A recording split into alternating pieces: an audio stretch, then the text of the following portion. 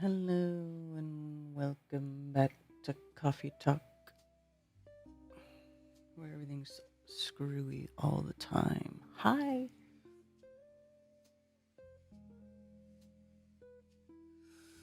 What's up, everybody? Happy May 11th. Jeff Rust, Tony Coriolis, Billingtonu, Love Bunny. Let's do this. Sue Finelli, what's up? Chicago Artist is here. What's up, my friends? Flat Frank, Liz the Iron Maiden. Going to be starting a new job, and the manager's name is Karen B. Shut up, Sue. That's hilarious.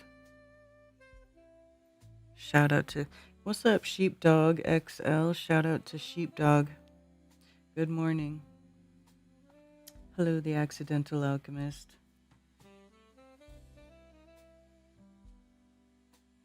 You guys,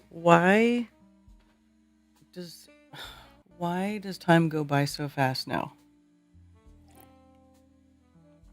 How is it already May 11th? I can't believe it.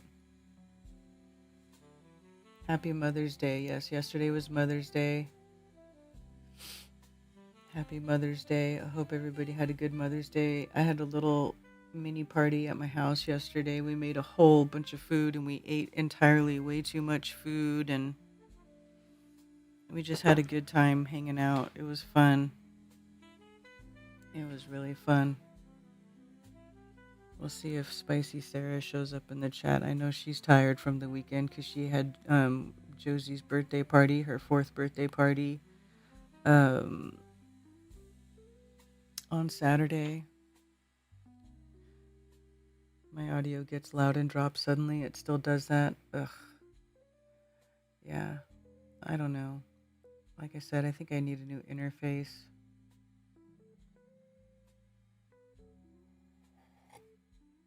Everything is on the same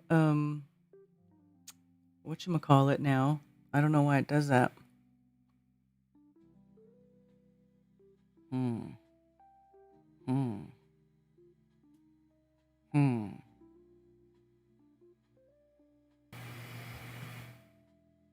Oof.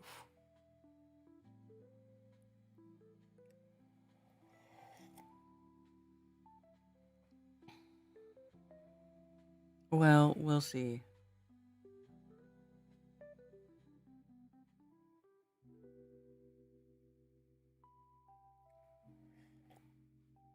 Nah, Flat Frank, it could be me. It could be me. I think it just did it right there, yeah? I can hear it in my headphones. I don't know why it does that. Can you deal with it? You're just gonna have to deal with it, I guess, because I don't know what to do. And I kind of gave up on trying.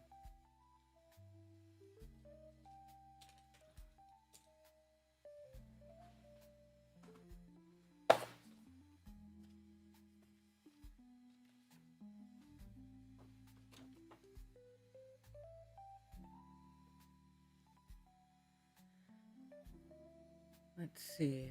I wonder if let's see.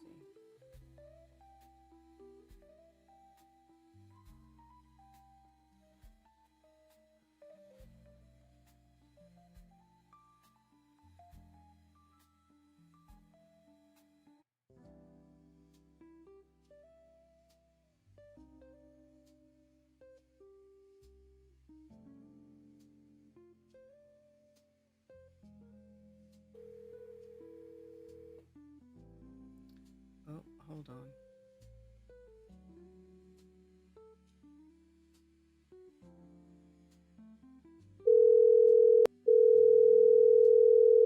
All right, well, at least that's working.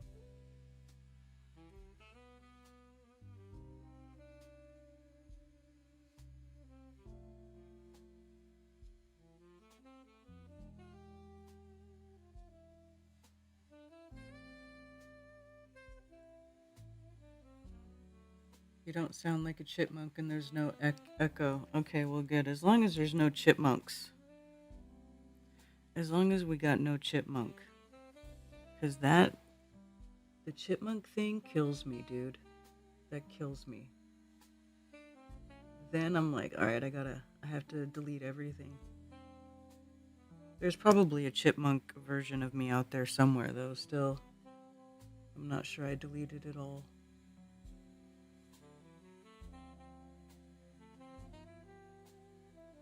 I hope everybody's maintaining the best they can in such a crazy world. Good to see Witsit back streaming. Yeah, I wish he would stream not in the middle of the night, but well. I guess I got the morning time, he's got the nighttime.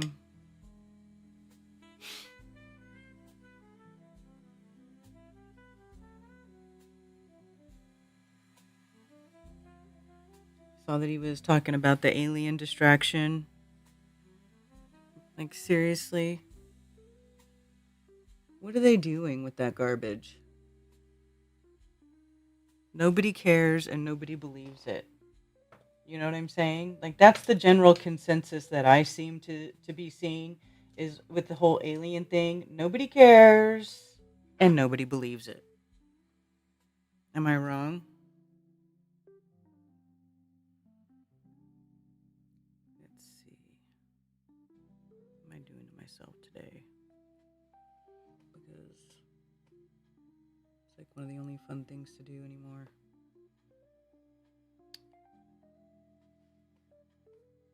Nobody cares, nobody believes it. Am I right? Hantavirus? Yeah.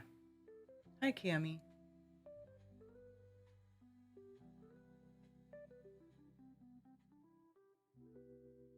Yeah, they're pushing a new virus that they already have a vaccine for. I guess there's more than one already. They're like, oh, we already have. Look at how convenient.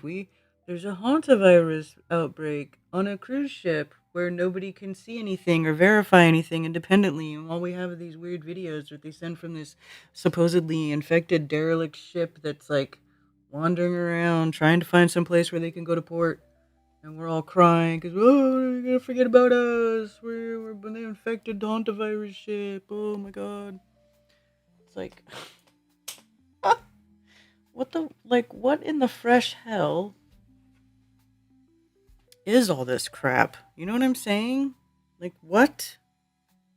Just what?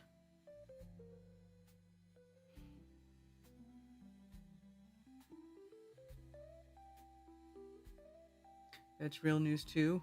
What's real news?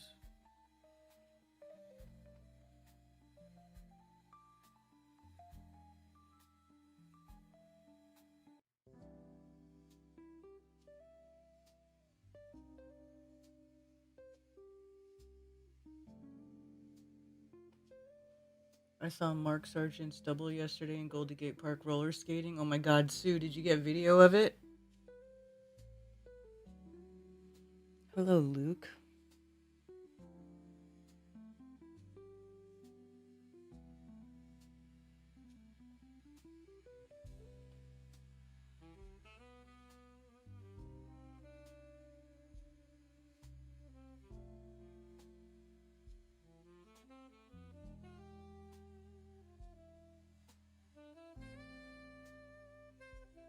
The phantom virus, non-virus.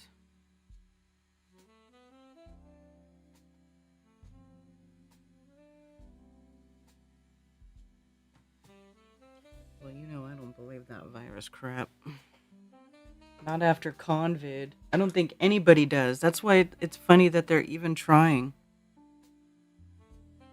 You know what I'm saying? It's funny that they're even trying because who even is falling for that shit?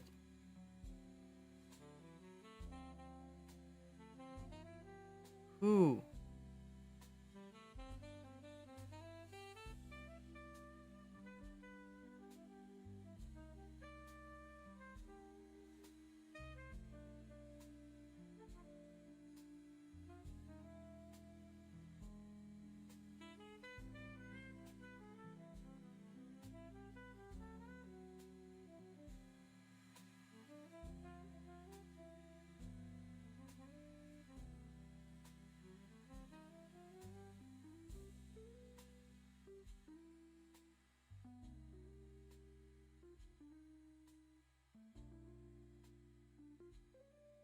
Hey, Fathead's Adventures in Homesteading.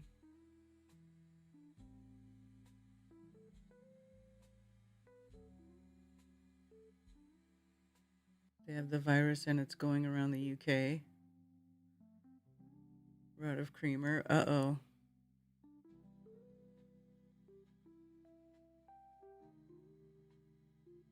Nobody on the ship is going live.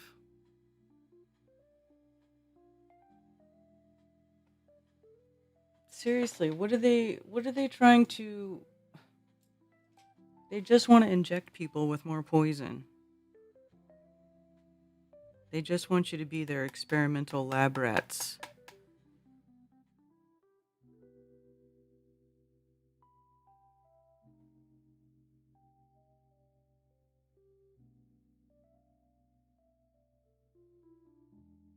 You know?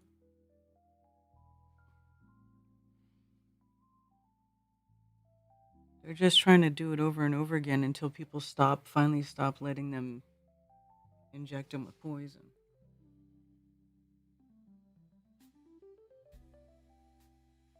What is that, Cammy? Is that something I can play, or will I get a copyright strike?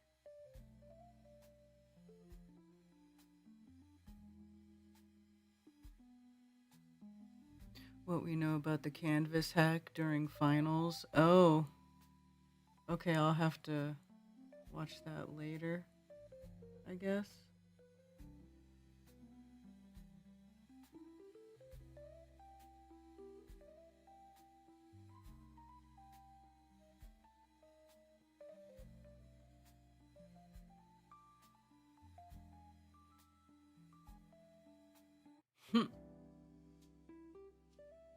Canvas is a program that is involved with all the schools. All the schools do a bunch of their testing and their work through Canvas, and it got hacked and it was down.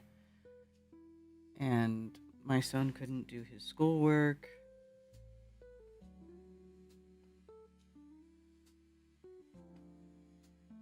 You think I can play? I can play it.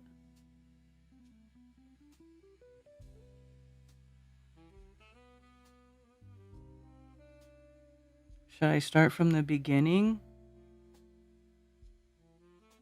We're going to take a look at two quick articles because EDB is fascinated by the massive, massive breach of Canvas, the digital educational platform.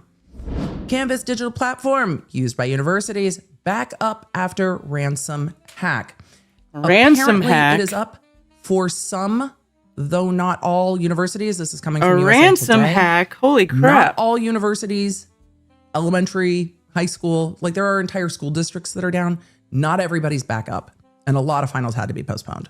Canvas digital platform used by universities back up after ransom hack, they say. Canvas is a learning management platform that is used by thousands of schools and universities, including like entire districts. Was down for hours on May 7th after a cyber attack. It's not up everywhere from what I'm seeing. Disrupting access to grades and coursework during spring final season for many. Yeah, it took people out while they were in the middle of finals. Colleges and universities across the United States, including University of Michigan, Harvard, and Penn State, disclosed May 7th that Canvas had reported a security incident and was experiencing an outage. Most of their screens went black with ransomware notification. The ransomware notification. The hacking group Shiny Hunters claimed responsibility for the alleged breach at Instructure. Instructure is the company that owns Canvas. The group that took responsibility for it claimed nearly 9,000 schools worldwide were affected, and that the data of 275 million individuals, including teachers, students, and other staff, was stolen. What? Shiny Hunters gave affected schools a deadline of May 12th to, quote, negotiate a settlement, according to CNN, and told Instructure to pay or leak. I don't know what kind of information's in the back end of Canvas that could be leaked, but school educational materials are protected by law. So If even like disciplinary actions or emails regarding disciplinary actions got out, that could also open up the schools to liability. It can cause absolute havoc. This is going to cause massive issues because the universities are having to scramble. The amount of money it's going to cost them is not insubstantial. And it reminds me that maybe, just maybe, if all of our materials for all of our classes and everything we are doing is digital, there is no backup, and that is a problem. As of May 8th, it is a problem. Instructure said it found no evidence that, quote, passwords, dates of birth, government identifiers, or financial information were involved in the data breach. Right. I don't know if I believe it. I don't know if I believe that. Because here's the thing. Exactly. A lot of these databases scramble that so it's encrypted. So it might just be a matter of time before that gets unwound. But also the no evidence, I don't necessarily believe that. It did say names, email addresses, student ID numbers, and messages among Canvas users were accessed.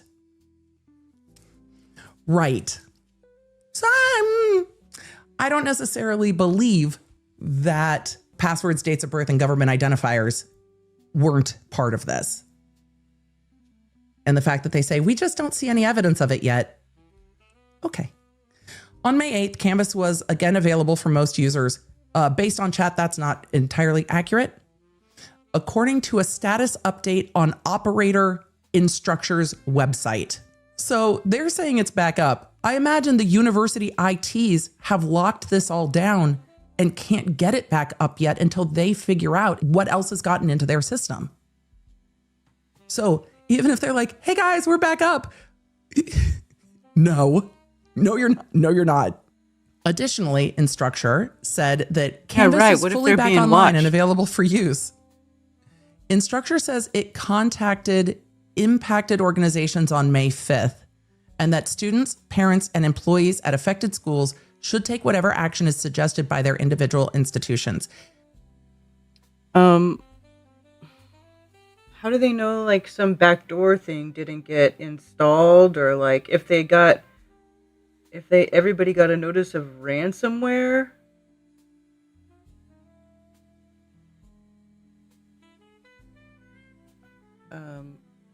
Hey, J-Love Infinity, Southern Belle, saw this coming 20 years ago. Hey, Scooter.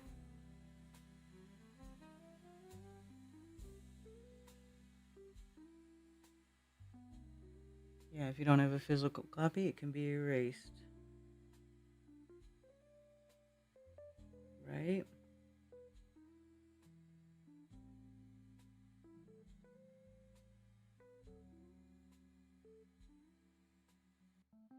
Even a physical copy can be deleted, through fire or flood or whatever. So go back to the old ways. That's what I'm saying. EDB has a suggestion. Also,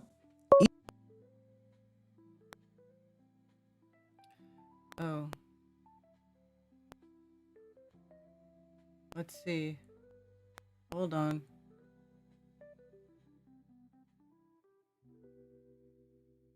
Is it working? Yes. Hey, Karen B. It's Tony Coriolis. Hey, Tony. It is working. Okay. It was weird because it started to ring and then it stopped and sound went funky. So, okay. We're good. Oh, totally good. I'm going to call early so that way I can just fully focus on work and with the headphone in and not be all, wondering when I'm going to call in. Okay. And it's not like I have to call in, but sometimes I like to, and I had a couple things in my mind for today. So, yesterday it was Mother's Day, and then in the Farmer's Almanac it says Rogation Day. It was Rogation Day. Or Rogation Sunday. Yeah, do you have a 2026 almanac, that one style on you? There's like two different ones I got, but the one, what's that one? Is it the president one, or you know what I'm talking about? Oh, I have a 2025, but not a 2026. You don't got a 26 though? Uh-uh. Oh, shoot, I'm slacking. I should have gotten you one. No, it's okay. It's okay. I can look it up. Don't they have a Yeah, website? now I wonder if it will come up. But so okay, I remembered what the things were for like this week. This is a poppin' week. So it starts off with Rogation Sunday, which is like the fifth Sunday after Easter, and there was something significant to it. But then past that, it's like we got two different 3-day things this week. So NDB, we got 2 3s in this week. Hope his ears perked up a little bit. It's the first one is starting today. It says 3 chilly saints. Okay, and it just says that for each day, like Monday, Tuesday, Wednesday. And then Thursday kicks off the Ember Days. If you remember me saying about that, it's like you're supposed to, or I guess it's a tradition by some people to fast going into the next season. Uh-huh. So the 3 chilly saints, it said something on, we got like 3 more. It's like the, I don't know, significance to it. It says there's like 3 more chilly days that they say you don't plant until after these 3 days. So like, yeah, Thursday kind of is the first day to plant. It says, and I kind of like to double fact check all this almanac stuff. So we got 3 chilly saints, and then we got the Ember Days, which is Thursday, and then wait, it might be Wednesday, Friday. I don't know. If you had your almanac, I'll try to figure out those Ember Days and throw them up in chat or something if you could read them out. What was it called? Rogation Day? Rogation. I'm pretty sure.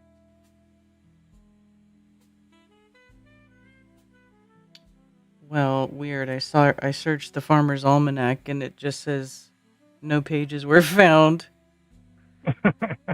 that match your Oh, and search. I don't I get did it. see.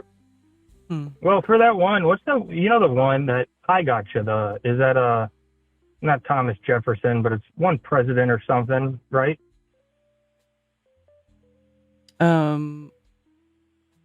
What do you mean? Like it says it on the almanac. There's like one farmer's almanac that they sell in like all the grocery stores, but that's not like the one that I like. I like the one that, oh, I could even look it up right now. It's some president or something, like his edition. Oh, You know? oh, okay. I know what you're saying. I can't remember. Yeah, so even when I think it was Jay spitballing around that she heard that the almanac was going to be no more after this year, I can still place the order for next year's on Amazon right now. So I'm hoping that was just, a rumor. Yeah. But yeah. Maybe I was on the wrong website. Let's see. What are you still looking for? Just anything on the Rogation Day? Yeah, I just wanted to see if there was a online version or if they just had everything, if there were certain things that were only in the book. I was just Oh, I see. curious. Yeah. And I'm not much of a computer guy. I like getting the books and my problem is opening the books. I've gotten a lot of books that just, I'm not good with that. But I'm Yeah, trying I to hear get you. better. I go up out of town, no phone service, and that's my time. All right. Interesting. The Chili Saints. Okay, it is talking about kind of what you were talking about. Chili Saints lore. Yeah. Okay. And I never heard that before. So this is just talking about little cold dips that come through every now and then or whatever, or when they may be Yeah, and happening. it suggests that you plant after these Mm-hmm. 3 chilly days. Ah, gotcha. I'm going to be analyzing, and Arizona's probably going to be hot all 3 of the chilly days, but I'm noticing it now this year, and I'll be noticing it every year, hopefully. And then so we got the 3 chilly saints, and then the Ember Days at the end of the week, which is like you're supposed to fast for like 3 days before the start of the season, and I think it's like 1 day, and then you can eat, and then it's 2 days after that. And I've spoken before on how I'm not that good at fasting. I don't know. I'm going to try to give it a gung ho this week now that I'm talking it publicly. Have you ever tried fasting before? I feel like you've talked about this before. I have, and the farthest I went was 24 hours. So hey, maybe I'll try to beat that record. Now remember, it was this week. I will, memorable week, and a bunch of stuff in my life is happening too. So, I'll just definitely remember if I make it more than 24 hours, and I should, Yeah. I'll give it a go. All right, Tony. You can do Okay, it. and then one last thing sprinkling in on this week to make it even more interesting in the Farmer's Almanac stuff is Ascension is this week. I called in one time about that. Do you remember at all what that is? What is it called? Ascension. Ascension. Does that have to do with Catholicism? Yeah, it has to do. They say it's when Mother Mary ascended into heaven. Okay. But then also, the last time when I called in, I just remember I called in because it was the whole red heifer time when we were talking about that, and the whole the red heifer stuff is going on Ascension Week. I was like, but sus on that, but I haven't heard any update on the red heifer or anything. I think they did it. I think they burned the red heifer. I think they just said that it was they were just practicing, but I think they did that shit. For real. Yeah, and you haven't heard any update, right? There's nothing like, oh, yep, the cow was blah, blah, blah, this article says, or nothing, right? Yeah, no, maybe we can see if we can find anything on the 3 red heifers. Okay. Yeah, I'm down. Well, I'll be listening in from now on. Thank you for taking my call, Karen. Glad I could spitball a little almanac stuff with you. Yeah, all right. Thanks for calling, Tony. All right, peace out. Peace. D's Ascend Daily. Hey, Gregory Go-Go. Hey, Boston Ray. Thought pumpkins blow up in the Florida sun.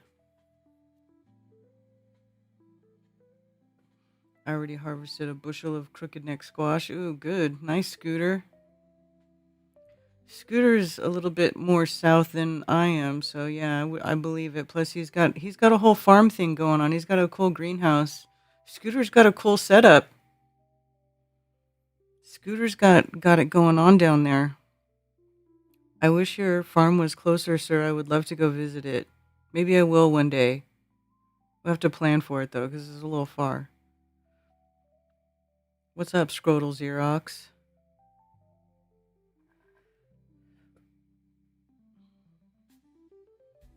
Does anybody know how Our Lady of the Lakes connects with Catholic religion?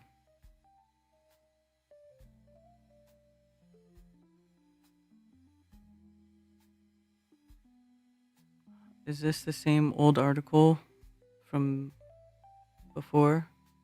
Yeah, updated April 8th, 2024. 5 perfectly red heifers required for the ritual purification of those who have touched a dead body arrived in Israel from a ranch on Texas on Thursday as the Temple Institute continues preparations to lay ground for the construction of the third temple in Jerusalem.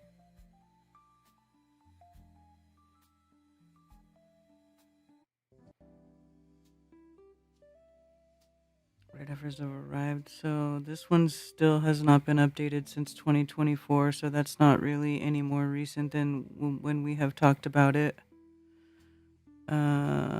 Let's see. News.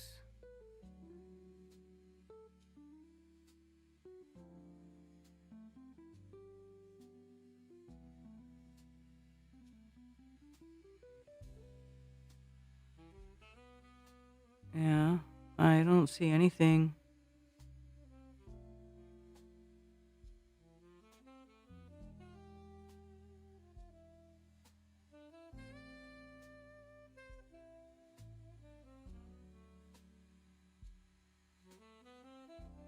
Yeah, there's nothing about red heifers. Interesting.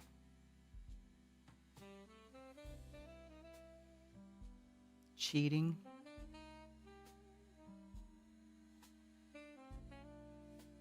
Picked her first ripe tomato in Alabama. Yep. Sounds about right. Southeast Alabama, but I planted late this year because we're having cold snaps, but everything's getting big now. Nice. Ted and I just planted our garden like a week or 2 ago. We planted late too. We just went to the farmer's market and bought some plants and put them in the containers, and that's cool.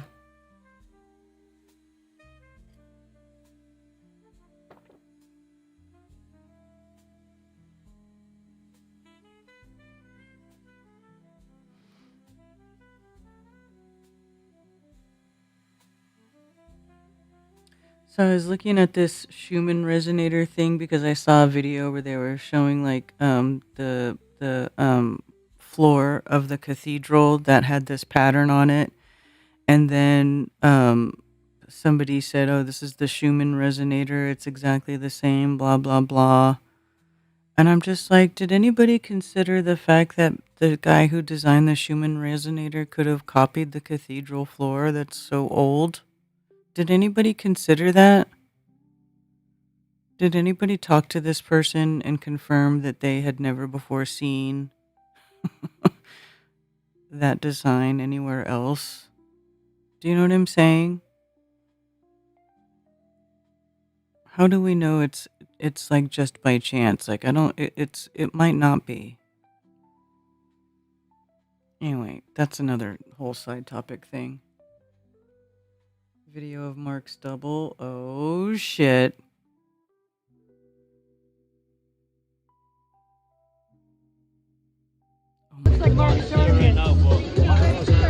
Oh my god, hold on.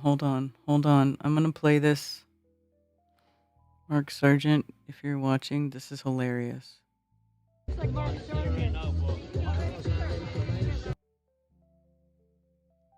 What happened? Everything froze. You gotta be kidding me.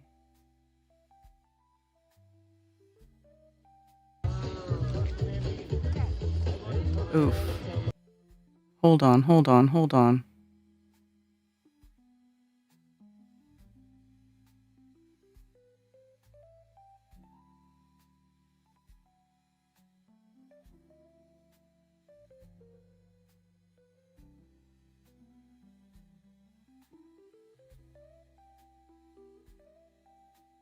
Are we still working here?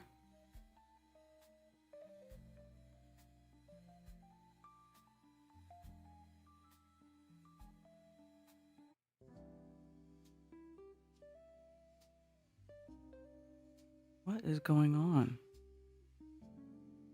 Hold on.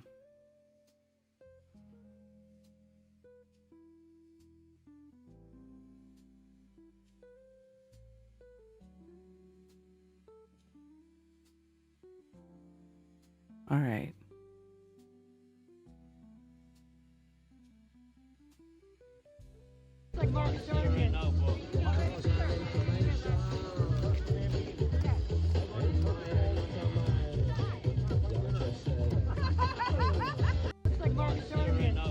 That's hilarious, Sue.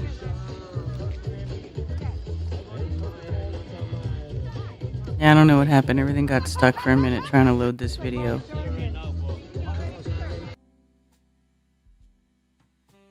That's so funny. That's pretty funny, Sue.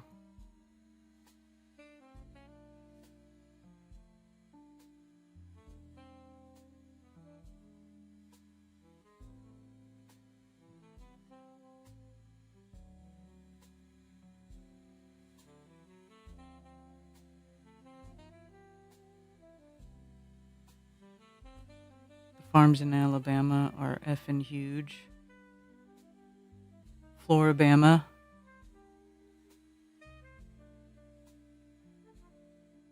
You should be planting early, yeah.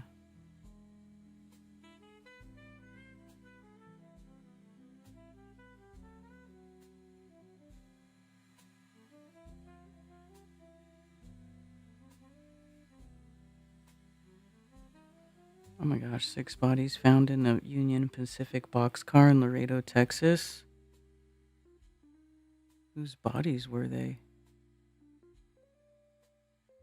6 people were found dead Sunday in a Union Pacific Railroad boxcar in Laredo, Texas, a city on the Mexican border. A railroad employee found the bodies, police said, adding that this is an ongoing fluid investigation.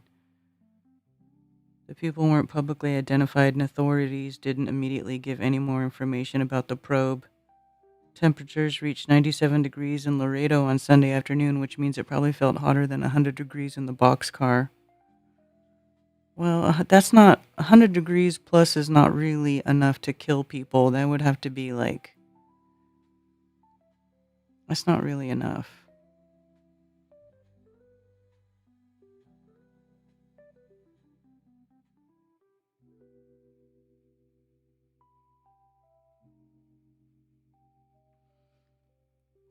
Cartel type shit. Yeah, possibly. Cornfields are 5.5 feet tall now. Nice.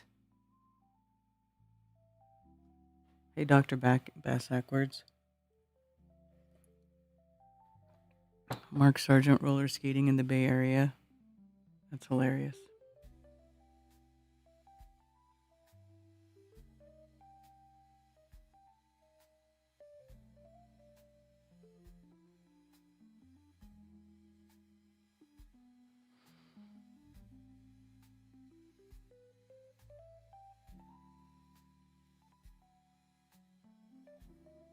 Oh boy.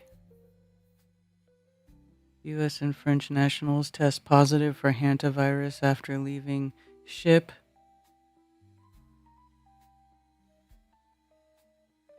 Iran hangs grad student accused of spying for the CIA and Israel's intel agency. Whoa. Did that happen for real? Portrait looted by Nazis found in home of Dutch SS leader's family.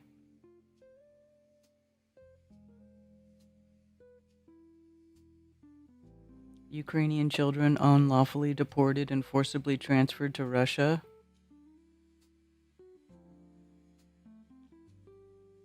EU to approve sanctions on Israeli settlers.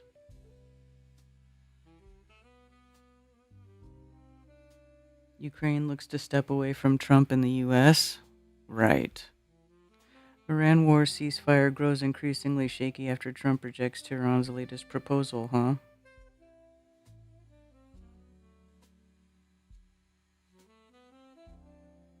And Iran is likely to be at the top of the agenda. Now, this is coming as the US and Iran have basically gone back and forth and are now again at a diplomatic impasse over trying to cement the ceasefire in the Iran war. Now, the problem comes.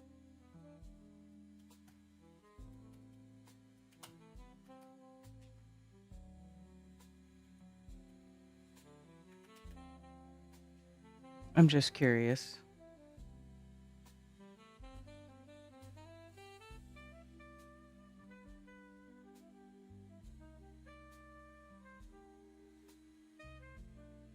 Looks like there's some stuff going through the Strait of Hormuz now. Some stuff's being allowed to go through.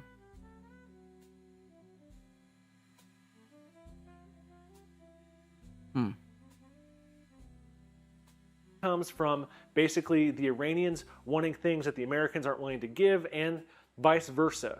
The Iranians are insisting that they want to see sanctions relief as well as a blockade by the Americans targeting their ships lifted. Now, from the American side, they say they want to see Iran lift its chokehold on the Strait of Hormuz, that narrow mouth of the Persian Gulf, through which about 20% of all crude oil and natural gas passes. They also want to see Iran give up its nuclear program. That includes the highly enriched uranium that's believed to be buried in the country after earlier American strikes on atomic facilities there.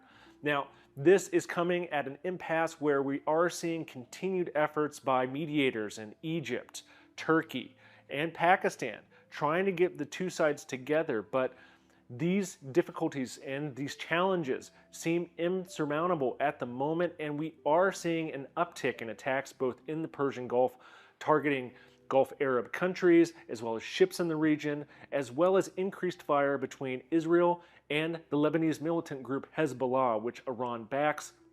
All these things together could be enough to tip this region back into open war.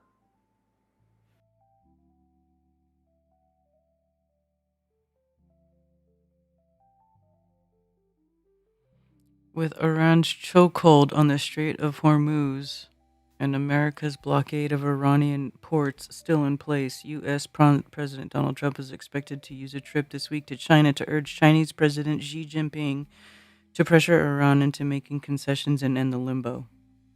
See, didn't they say that they were going to force him to open the strait, but they couldn't do it, huh? They got a chokehold. Iran's got a chokehold on the strait. But getting to any deal, so he's got to go beg the Chinese to help him out. War with Iran is such a horrible idea. That was just such a horrible idea. I mean, didn't we already know this?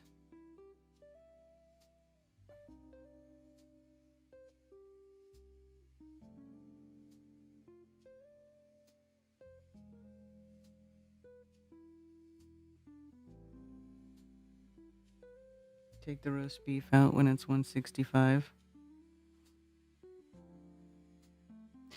Yeah, 100 over a long period, but they don't say anything else about what could have happened to the bodies. They don't say what condition they're in, if they saw any other like obvious causes of death.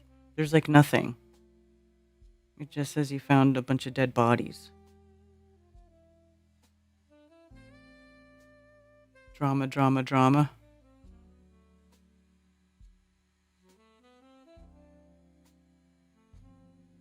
Never being able to touch anything nuclear related.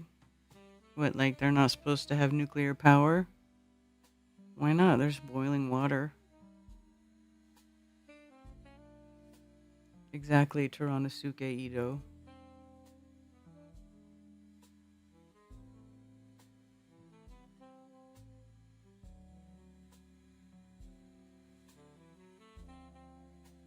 I mean, there's no evidence that Iran was ever proliferating any sort of weapon, any sort of nuclear weapon, though. That's like, it's well known. They're always they just make shit up just so they can go bomb more people and empire build, help do work on their greater Israel project.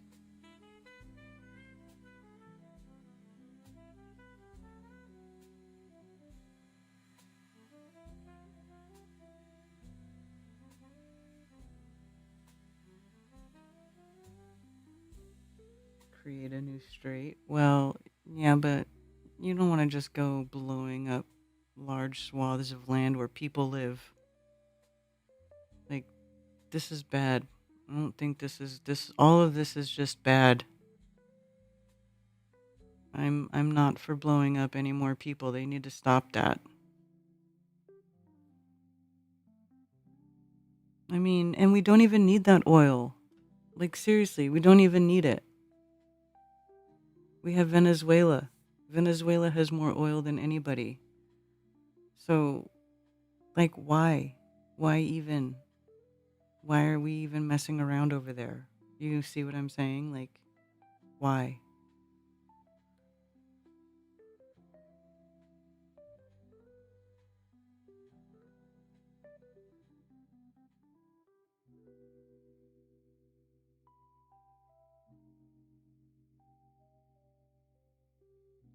Want that material removed since it could be used to eventually build a bomb should Iran choose to do so. Tehran insists its program is peaceful, but it has enriched uranium beyond the levels needed for civilian power generation. Blah, blah, blah.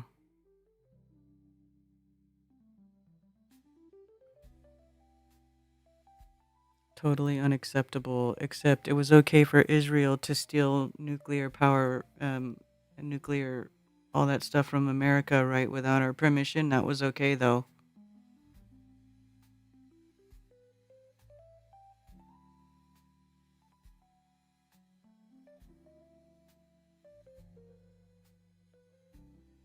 Tap Alaska.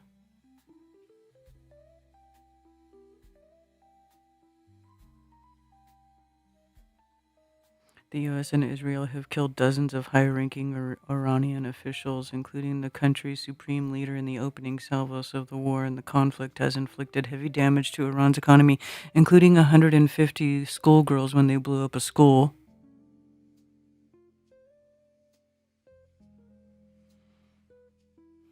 Iran and the U.S. blame each other for the impasse. Trump quickly rejected a new Iranian proposal sent Sunday to him via Pakistan. In it, Iran demanded war reparations from the U.S., full Iranian sovereignty over the Strait of Hormuz, an end to sanctions, and the release of its seized assets abroad, Iranian state television reported. Iran also called for an immediate end to the war, including the fighting between Israel and Hezbollah, which have repeatedly exchanged fire through technically and ceasefire. That conflict has seen Israeli strikes in Lebanon, its occupation of Lebanese territory, and deadly Hezbollah attacks, including one that killed another Israeli soldier, and the Israeli military said Monday.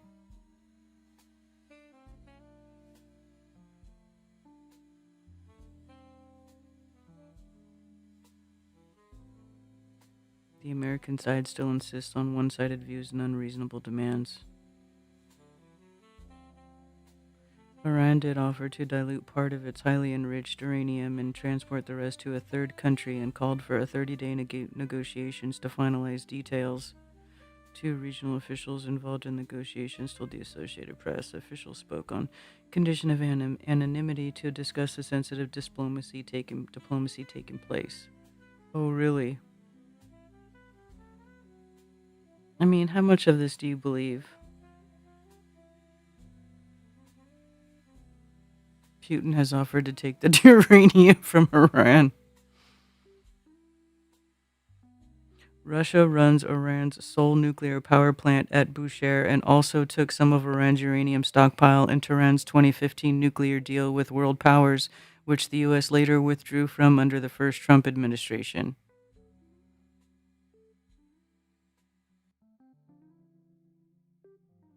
Iran continues with executions. Meanwhile, Iran executed another man it accused of spying for both the CIA and Israel's Mossad intelligence service. Iran state media IRNA news agency identified the prisoner as Afran Sakurzadeh, saying he had worked on satellite communications and relayed classified information to those intelligence services. Iran has carried out a string of executions since nationwide protests swept the country in January. Activist groups have long accused Iran of carrying out closed-door trials which defendants are unable to fully defend themselves. Iran's judiciary chief has repeatedly said that Tehran would increase the speed with which it carried out hangings to fight back against its enemies at home and abroad. I mean, I don't want to say that I condone violence, but I wish that Americans had the type of balls that Iran did for some of the people that are doing shit to us here in America. That's all I gotta say. That's none of my business, though, right?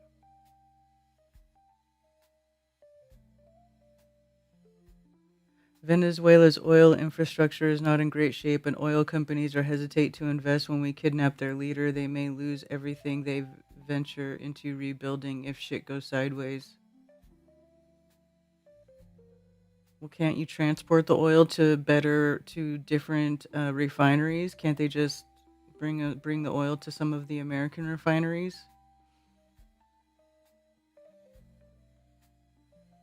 Russia, just let me slide in here real quick, right?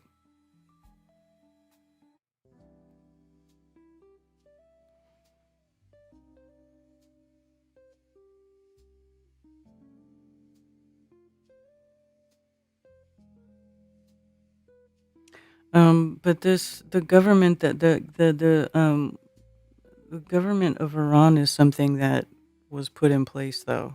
Like they used to be happy, and we overthrew their government. And we put in that like super religious extremist guy, and yeah,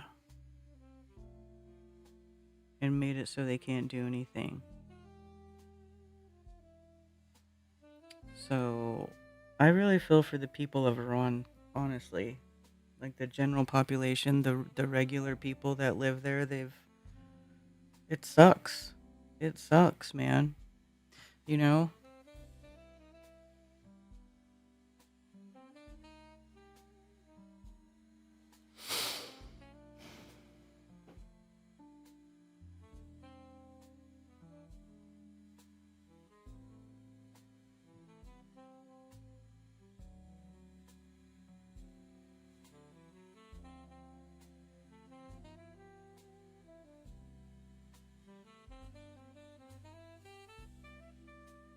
Washington Press dinner shooting suspect pleads not guilty.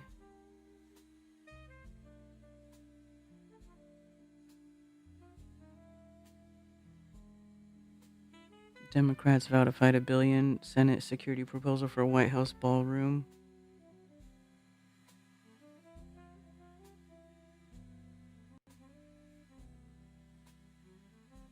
Well, how do you do that when it's like currently in, being worked on here?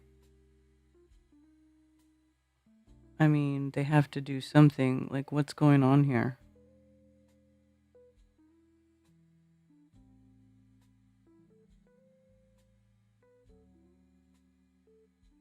And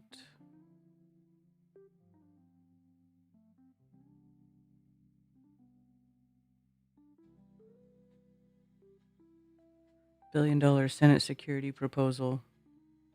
Senate Republicans added the money for White House security to a spending bill that would restore funding for immigration enforcement agencies that Democrats have blocked since February. The steep security proposal put forward after a man was charged with trying to assassinate Trump at the White House Correspondents' Dinner. What does that have to do with it?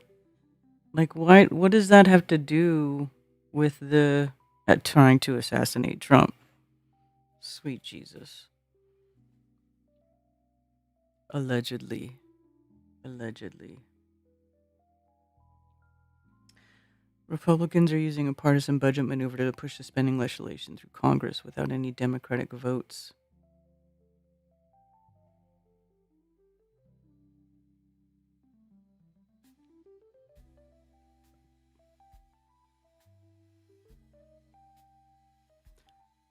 Republican-controlled Congress is preparing to answer this moment with a deficit-busting party-line bill that pours billions more taxpayer dollars into a rogue ICE operation and a billion-dollar ballroom, while doing nothing to end the illegal war in Iran or ease the Republican affordability crisis bearing down on working families.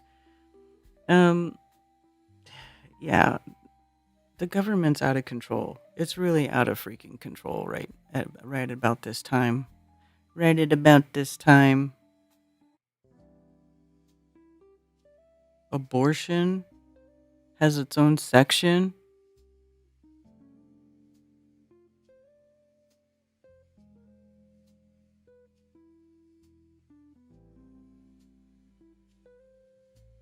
Scooter, a sassy scarf.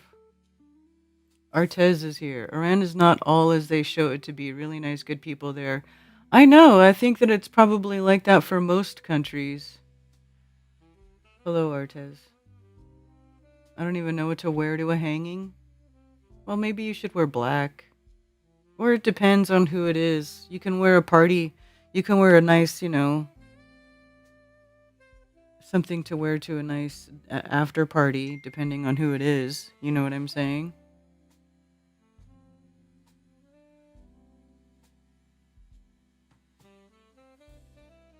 I know a man from Iran and he told me stories. One was during the war, and when he came back to his neighborhood, all the houses were bombarded to ash. All his relatives and friends were gone. That's so sad. Artez, that is freaking sad. It was the war between Iran and Iraq that was basically instigated by the USA. Yeah, exactly.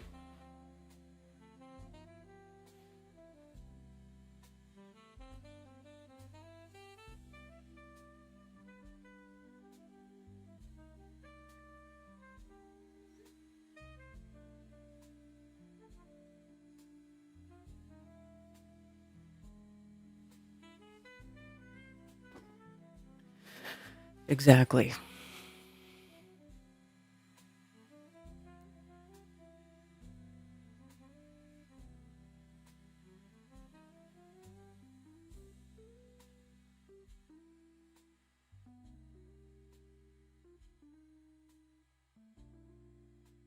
So now they're just calling it a war, even though Congress never voted to go to war. Now they're just calling it a war, even though weren't they supposed to be calling it a conflict? Or did they just give up on that? Or are they just like, fuck it, it's a war. We started a war without Congress permission, even though all the American people really don't think we should be doing it. We just decided to do it anyways. Feast, losers.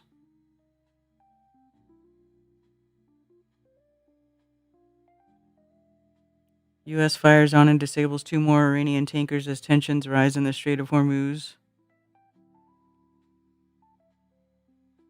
And all of this going on while the government actively protects the identity and hides pedophiles.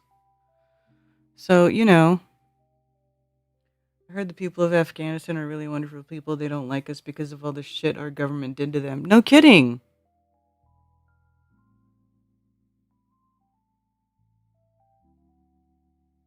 A flat earth.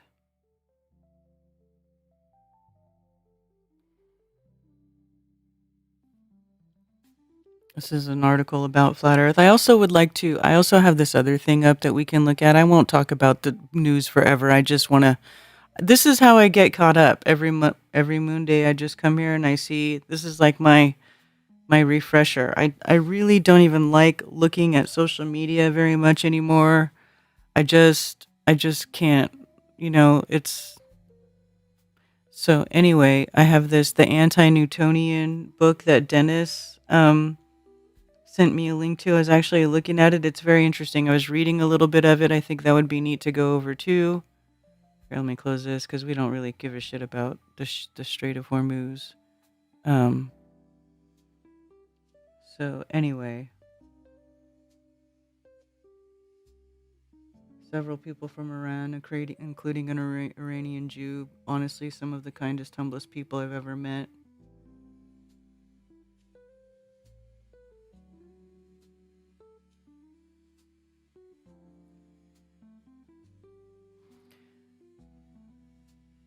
That's what I'm saying, dude. Most people just want to live their lives. It's evil governments that make this shit happen. Diabolical, evil people. Welcome to Street Prophets Coffee Hour, cleverly hidden at the intersection of religion, art, science, food, and politics. This is an open thread where we can share our thoughts and comments about the day. Let's talk about the possibility that one cannot be Christian unless one views the earth as flat. Within the overall Christian community, there continues to be waged the debate over who is really a Christian and who is not. For many, this is a debate about belief. Belief in the Bible rather than belief in any scientific finding which might contradict the Bible. There is a feeling that science and Christian religion are irreconcilable, particularly with regard to the creation of the universe, the age of the planet, and the origins of humans. These are not recent arguments, but ones which have been taking place for the last couple of centuries. One of the more interesting debates centered around the shape of the earth, with some arguing that it was impossible to be a Christian and believe that the earth is a globe. One of those who argued that the scientific view of the earth as a globe is incompatible with the Bible and thus incompatible with Christianity and Christian beliefs was Lady Elizabeth Ann Mould Blount. 1850 to 1935. In 1905, she told an American journalist, "If the Bible is the Word of God, it is absolutely true. We must accept it as whole or else accept none of it. We cannot divorce the religion of the Bible from the science of the Bible. Hence, the globalists cannot be Christians, nor can Bible Christians be followers of Newton's philosophy."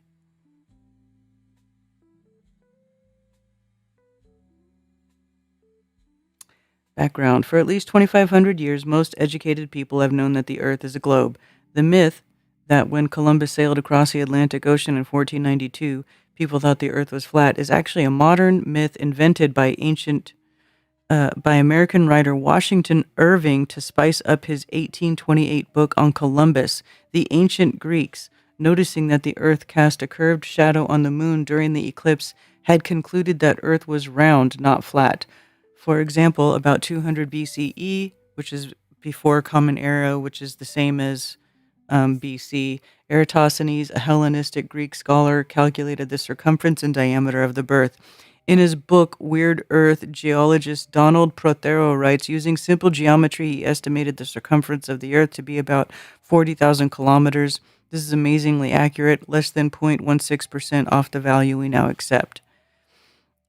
Basically, though, if you know how that was measured, it doesn't really prove that the Earth is a globe. But you're just basically measuring the path of the sun is essentially what he's measuring. In Europe, about 1250 CE, the medieval English scholar John Sacrobosco, or John of Hollywood, 1195 to 1256, wrote a treatise in which he showed several proofs of the curvature of Earth. Donald Prothero writes, although some medieval scholars thought the Earth was flat, most of them had read Plato and Aristotle and accepted their evidence that the Earth was round. So what were the proofs of Earth's curvature? Can they elaborate on this? Wrote a treatise in which he showed several proofs of the curvature of Earth. Well, what were those proofs? It doesn't really say now, does it?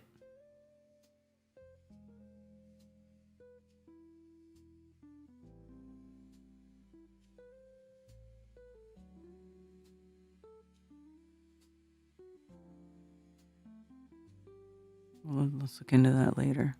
During the 19th century, the most famous flat earther was Samuel Rowbotham, 1860 and 1884. Donald Prothero writes in the 1860s he pioneered the modern flat earther notion that the Earth was a disk centered over the North Pole, bounded on its outer edge by a wall of ice, instead of Antarctica over the South Pole, which cannot exist in their version of geography. Well, hey now.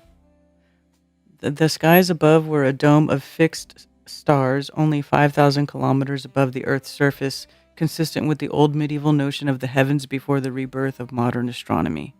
Or before the birth of modern astronomy, I should say, not rebirth. Rowbotham published his ideas in a pamphlet, Zetetic Astronomy, in a book, Earth is Not a Globe, and finally in another pamphlet, The Inconsistency of the Modern Astronomy and Its Opposition to the Scriptures. He pointed out that in at least 16 places the Bible stated that the world is flat. Like other biblical literalists, this meant that science, modern astronomy, had to be wrong because the Bible as a literal word of Christian God could not be in error. According to Rowbotham, the Bible, alongside our senses, supported the idea that the earth was flat and immovable, and this essential truth not be set aside for a system based solely on human conjecture. His writings attracted many followers, including William Carpenter and Lady Elizabeth Blount. Lady Blount was born Elizabeth Williams in 1850. She was the youngest daughter of James Zacharias Williams, a well-to-do architect and land surveyor in South London. Her father was an earnest Christian with an interest in science and religion. When she was 23 years old, she married Sir Walter de Sodington Blount, who was 18 years her senior. Oh my goodness. Sir Walter was the son of Sir Edward Blount. The Blount family title dated back to the English Civil War. Sir Walter and his family, however, were Catholics, and when the marriage took place in an Anglican church, he was disowned. Oh, wow. In the 1890s, Lady Blount began a campaign which advocated the strict creationist interpretation of the Bible. Universal Zetetic Society.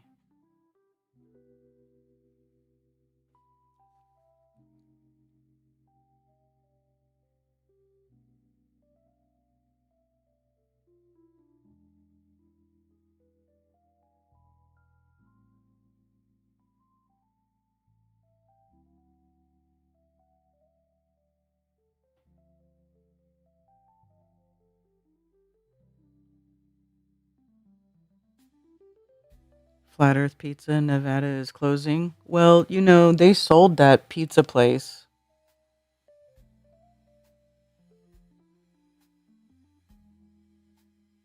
I think they sold it. Didn't they or no? Maybe I'm just talking shit. Fox acquires Flat Earth Pizza to become Fox and Fire.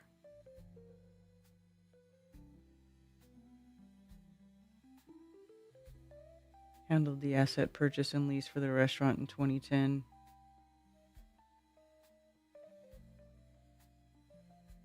Flat Earth Pizza will continue operating under its current name and ownership through July 31st. After a Fox family group takes possession, the restaurant will continue operating under the Flat Earth Pizza name during a 60 to 90-day transition period.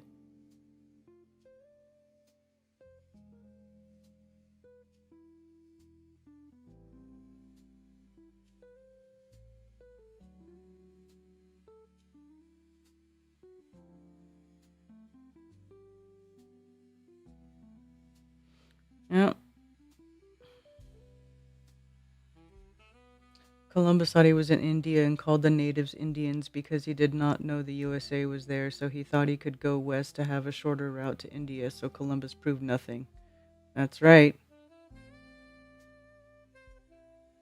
So every follower of the Bible is a flat earther and just doesn't know it. The Bible is the exact word and truth. You can't pick and choose what you want to believe.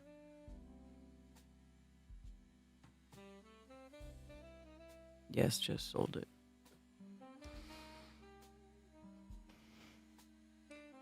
Lady Blount was disgusted by the scientific blasphemy of globular theory, the idea that the earth was a sphere, and with the illogical Christians who supported this idea.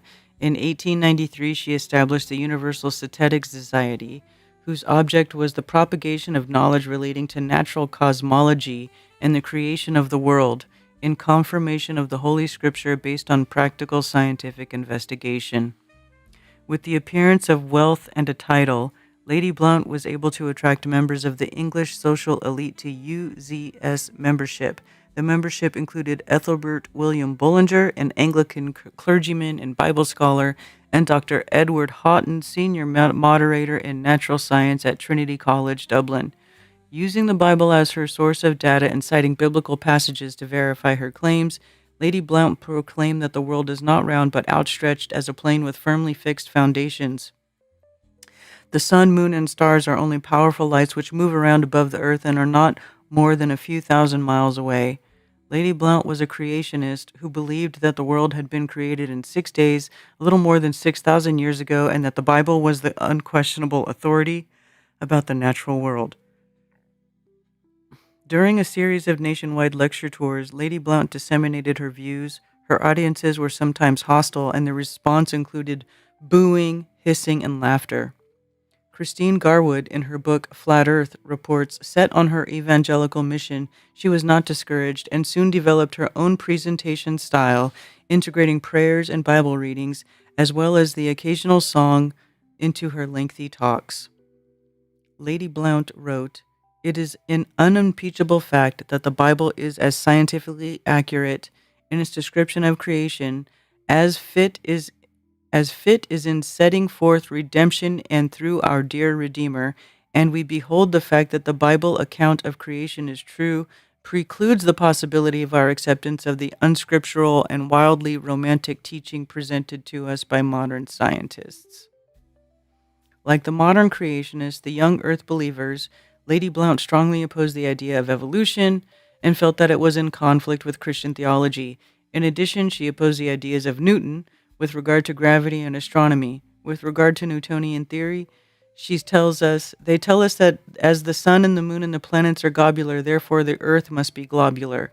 But this is contrary to the teaching of the Bible, which states that the earth is fixed and that the heavenly bodies were made to give light to our earth and to divide the light from the darkness and to rule over the day and the night. She also noted that the original idea that the earth was spherical was pagan in origin and therefore non-Christian. She wrote, "The origin of the globular theory may be traced and shown to be pagan. It was introduced by the Greek Pythagoras about 60 BC. Like the modern-day creationist, Lady Blount attempted to promote a pseudoscience in which scientific concerns for confirmation bias would be discarded and which would serve to selectively collect and interpret data which could confirm the accuracy and truth of the Protestant Christian Bible." And that concludes that.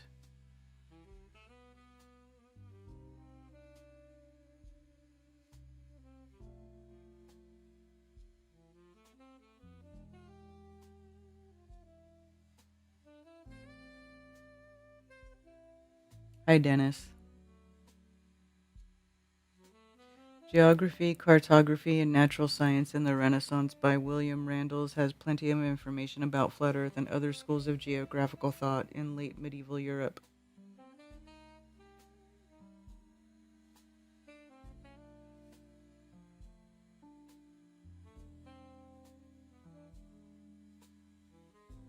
Deer ate the entire row of okra. Oh my gosh, Scooter.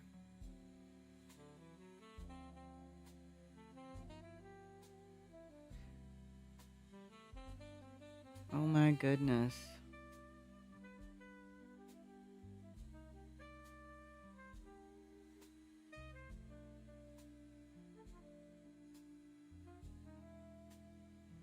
The 1819 Flat Earth Anti-Newtonian, which advocated dual pole astronomy 100 years before Lady Blount. Yes, actually, Dennis, I was just talking about that. I also have that up because I was reading it.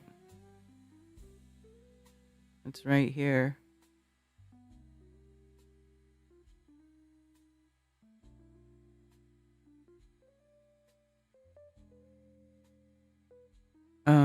The Anti-Newtonian, a true system of the universe. Yeah, I started reading it. It's very interesting. I would like to read through this too, actually. And you know what though too? I was looking at the map that it includes in there, and it says digitized by Google, and they totally. It looks like they like scanned it wrong or did something to like I don't know. It doesn't look right. It doesn't look like it's the way it was supposed to be in the beginning. So, proving the sun to be a movable body in central circling equator of equal time, showing its circle of advance and retrograde motion, the center of its summer and winter circles on the inhabitable and unknown circle, and the North Pole to be the center of the system from which the longitude is to be found by dial shadow without the least variation, also showing the equality of the year and variation of time between summer and winter, including a plan pointing out the irreconcilable difference between the ship and mountain appearance of distant sight with the superficial admeasurement, the impossibility of a globular world or central attractive gravitation, 1819.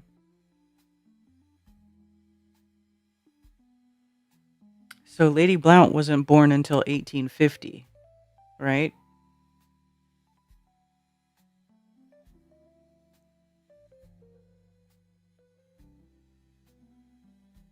Hello, Ian.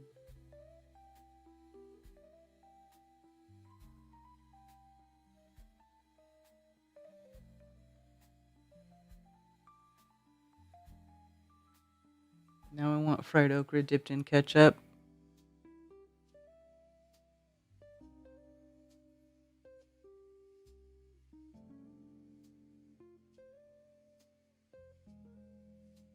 What's Agra Harvest?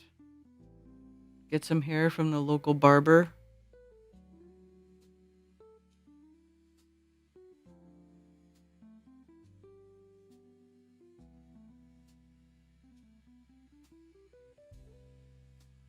You guys, I need to I'll be right back. I need to go take a quick pause and a break.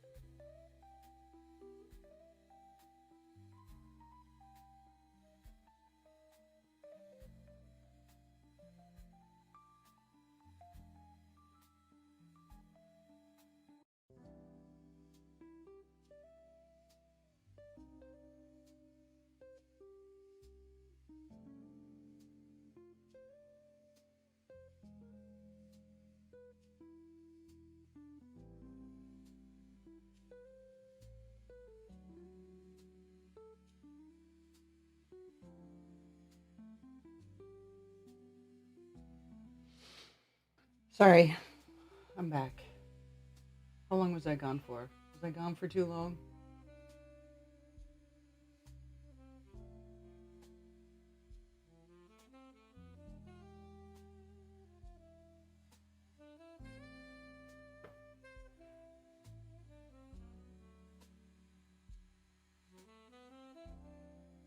$23 a half bushel. Is that a lot? How much is a bushel of okra?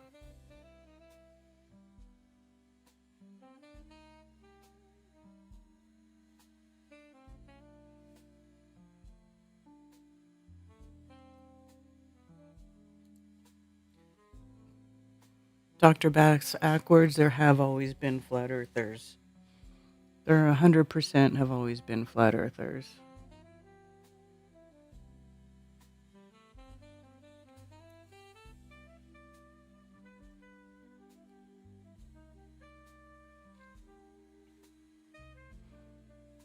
Yeah, I've already had a bunch of coffee, but I did get some tea. I had to get some tea. I needed another beverage. But I do want to look at read this thing, what it was saying, because I was reading it and I thought this would be very interesting to talk about.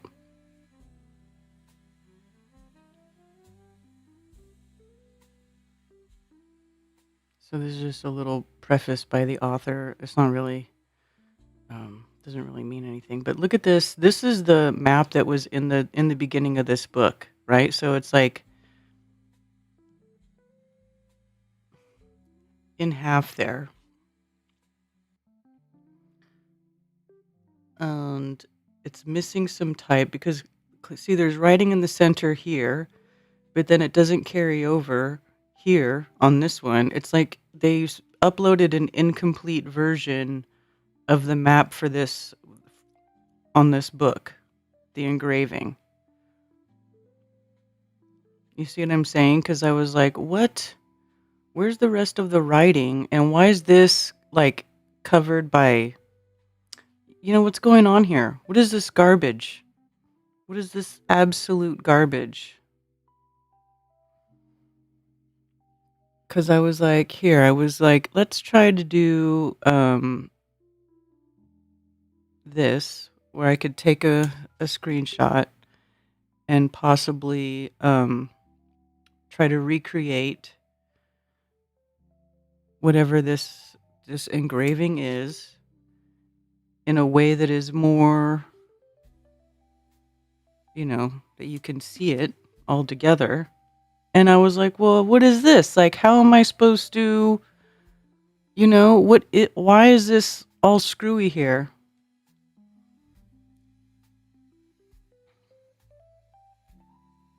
So it seems to me to be incomplete. Did I do this one? I don't think I did this one.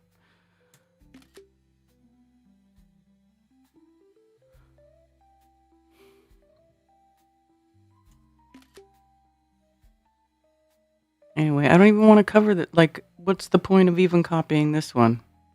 Because it's all screwy.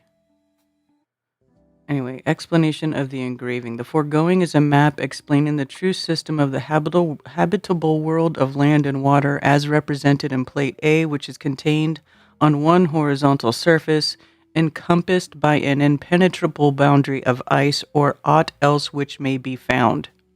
The sun being the movable body and performing an equatorial circle of 240 degrees in every 24 hours, the one half being over the inhabitable surface and the other half over the unknown surface, the Arctic or North Pole being the center of the circle and of equal time, and around which all the longitudinal lines circle, consisting of 18 in number, including the double inner line of the circumference circle in the tropics at the equator.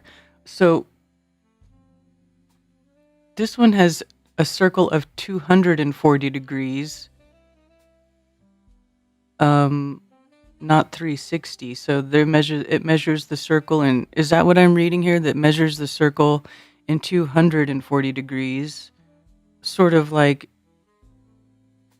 dividing it into a number that's compatible with the 24-hour day. Instead of 360 degrees, it's 240 degrees. in every 24 hours, one half being over the inhabitable surface and the other half over the unknown surface.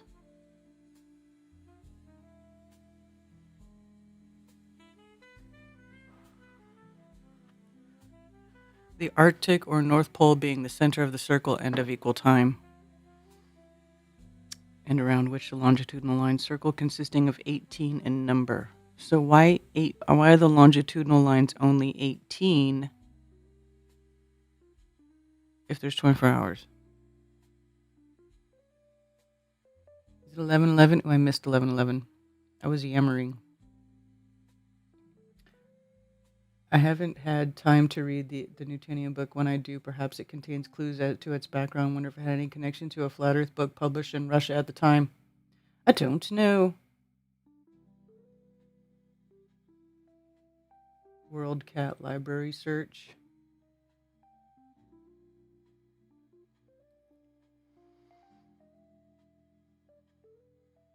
I want to see if I can find a complete engraving.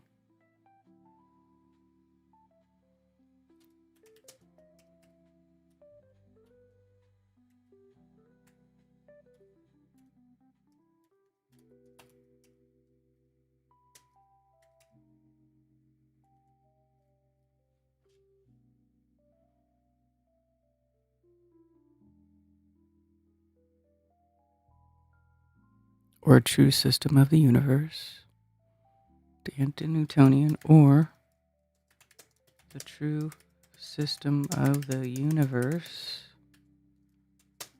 with map and illustrate with map of explanation.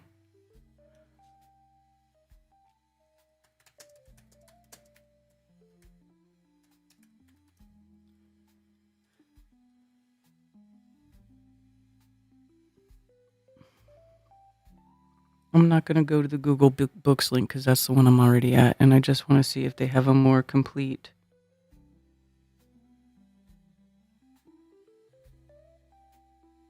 No, they don't share.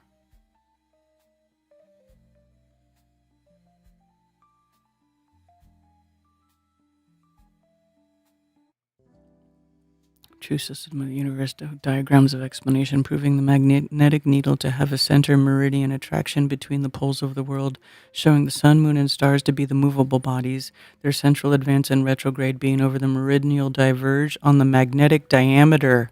Oh, see, this guy got it. And proving the sun's orbicular motion to be in the square of its diameter of 180 degrees, the North Pole being the center of the system, to its equatorial circle, with the quadratic division of the base and circle also showing the true longitudinal distance of time and space by the magnetic gnomon shadow on the meridional diverge, including a plane or scale pointing out the irreconcilable difference between the distant view of ship and mountain appearance as compared with the declivity of diameter and circle, the impossibility of a globular world or central attractive gravitation.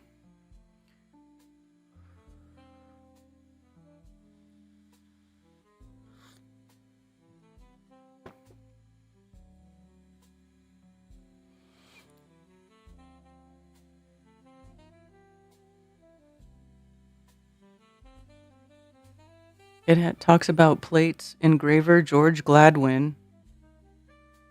But why not show? Can you show it to us? No, they're not going to show us. How do I get to see them?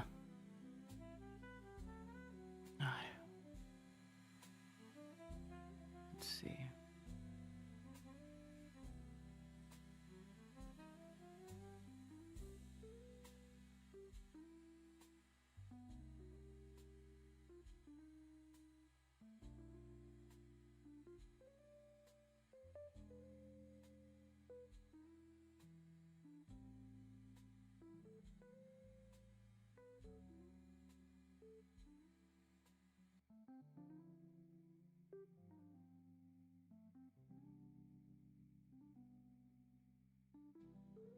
Temporarily closed, huh?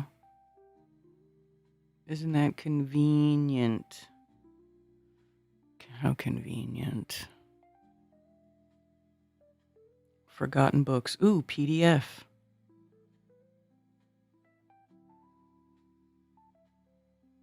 I just want to see the plate. I want to see the engraving. Oh, wants me to save something. Okay.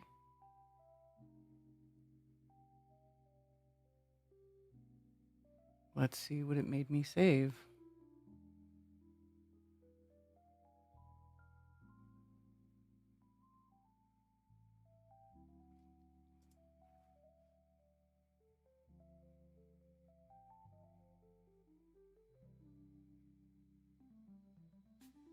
This is not the book I was looking for. This is definitely not the same book. What is this garbage?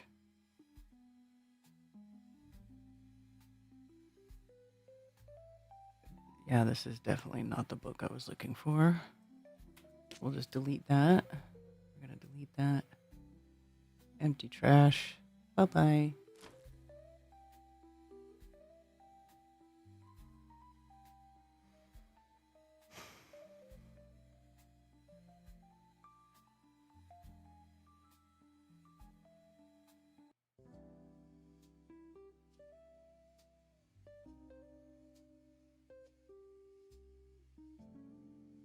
Mechanical Universe.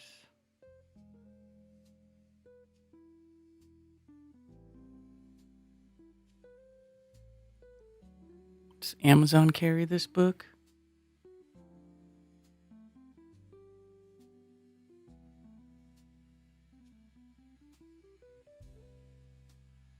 Foregoing is a map explaining a true system of the habitable world. But I wouldn't want to buy it unless I was going to see for sure that it had the correct engraving. Or all. Oh, okay. Well, that looks pretty much the same as the other one. Why are these so crap? West. East, west. But see how this is not right. This is missing something.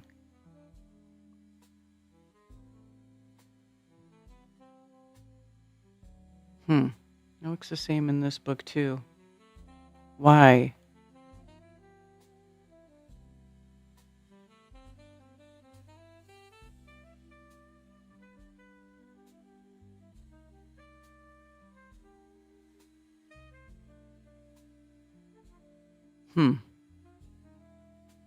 Anywho.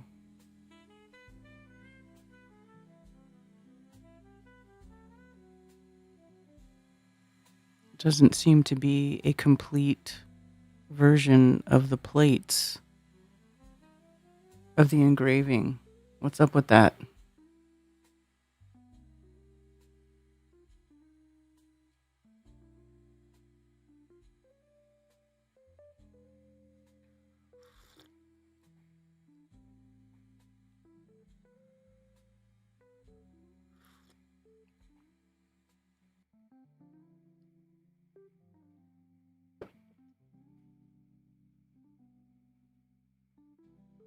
Did you get a new Zulu 1 truck?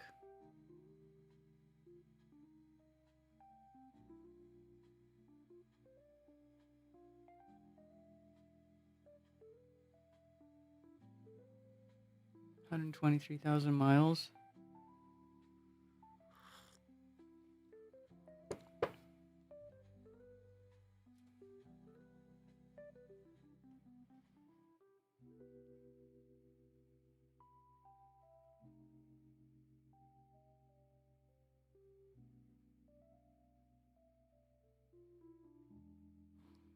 So let me see something here.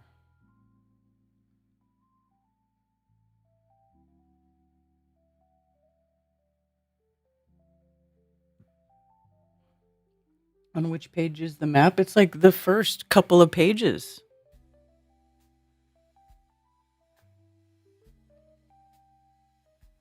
It's the first couple pages.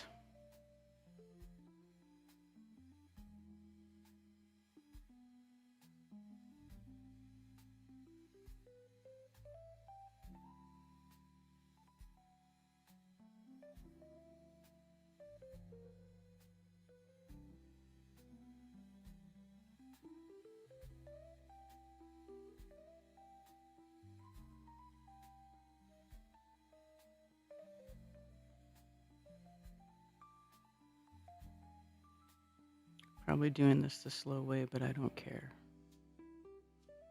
We're gonna make our put this together as big as possible just for reference to look at while we're looking at this thing, because I want to see how much of this can be reconciled here. So already added this one. Gonna add this one. There we go.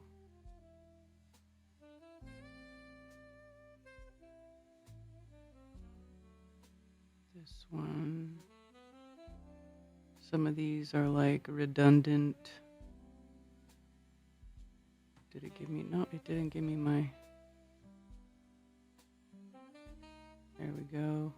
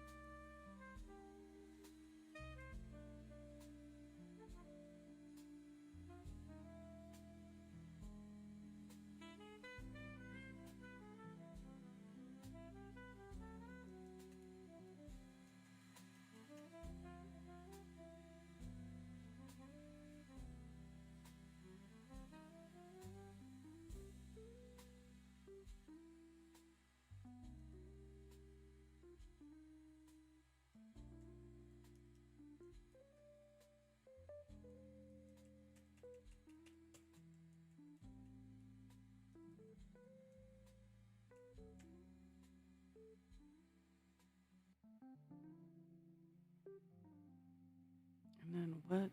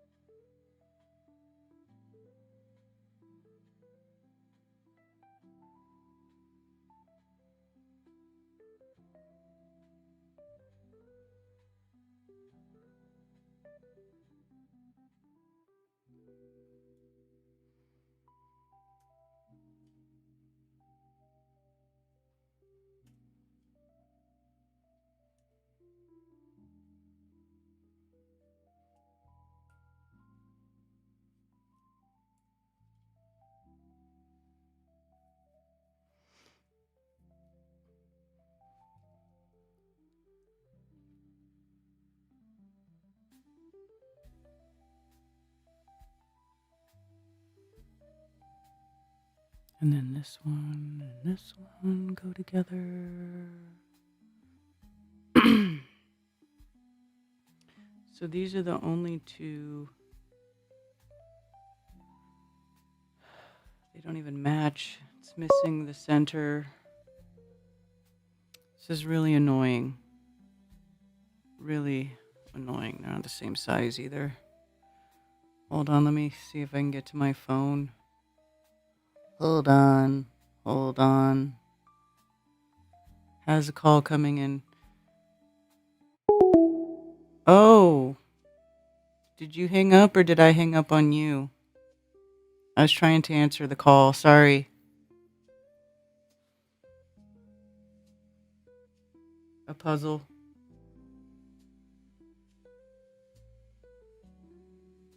Rent a boat.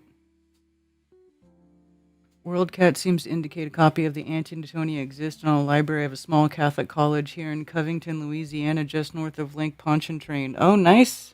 Nice.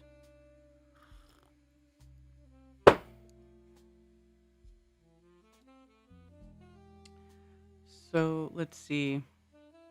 I'm going to duplicate this. Let's see if I can.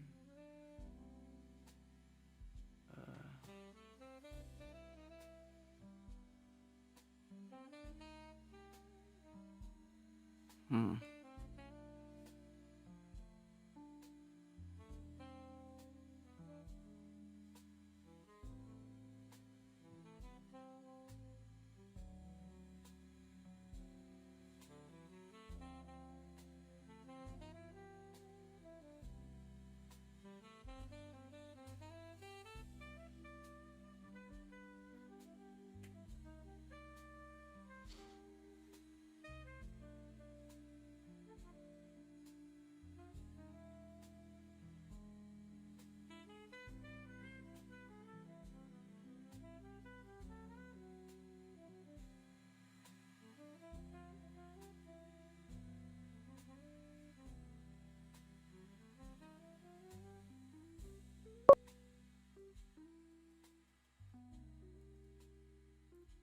Try and get a call through again.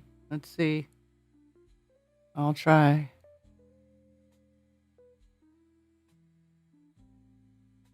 Thank you for calling Coffee Talk. You're on with Karen B. Hey, Karen B. Hello. I'll go check that out in Covington. Maybe I can fill in the missing part of that map there. That would be cool.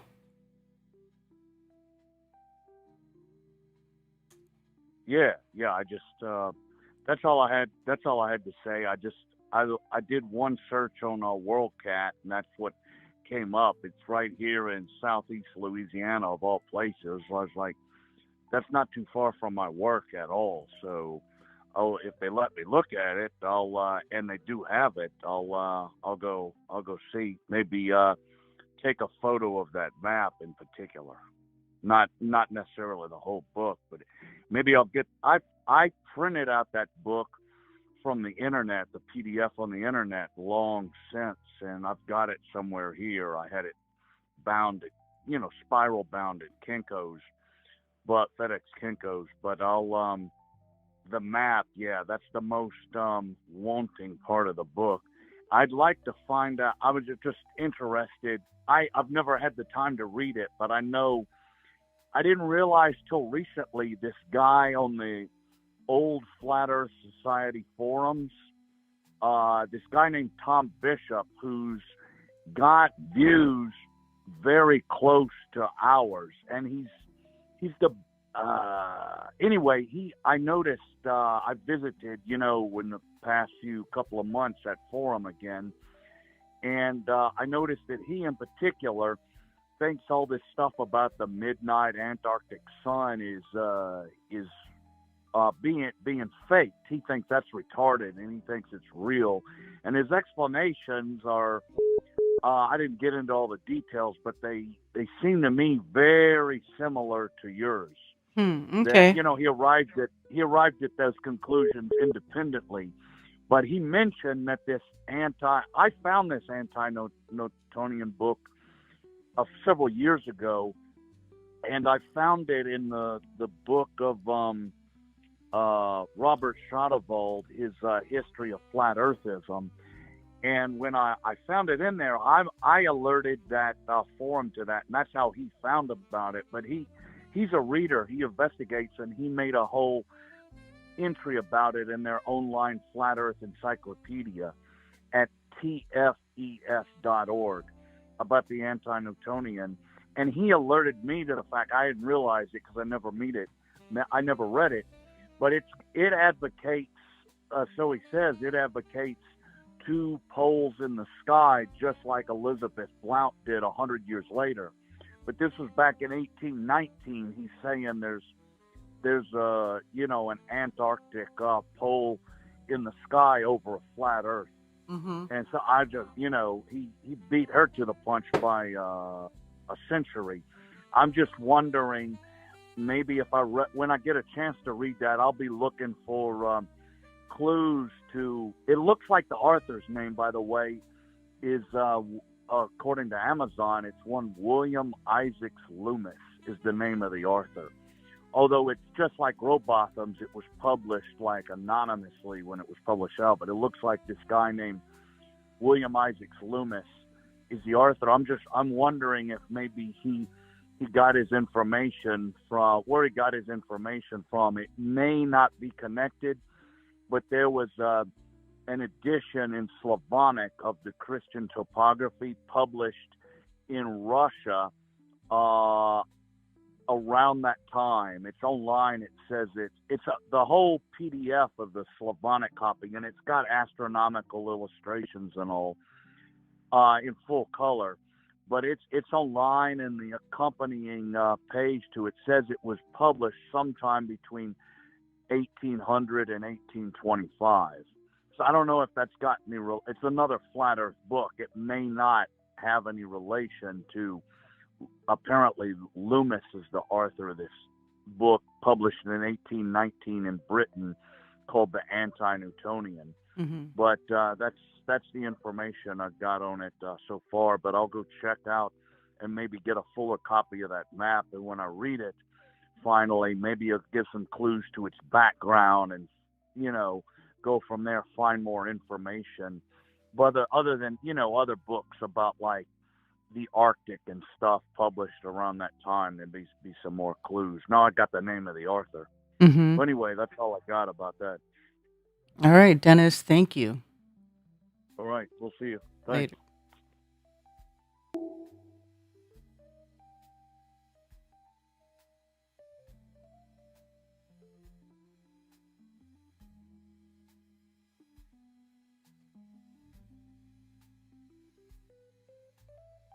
What's up, Closet Steve?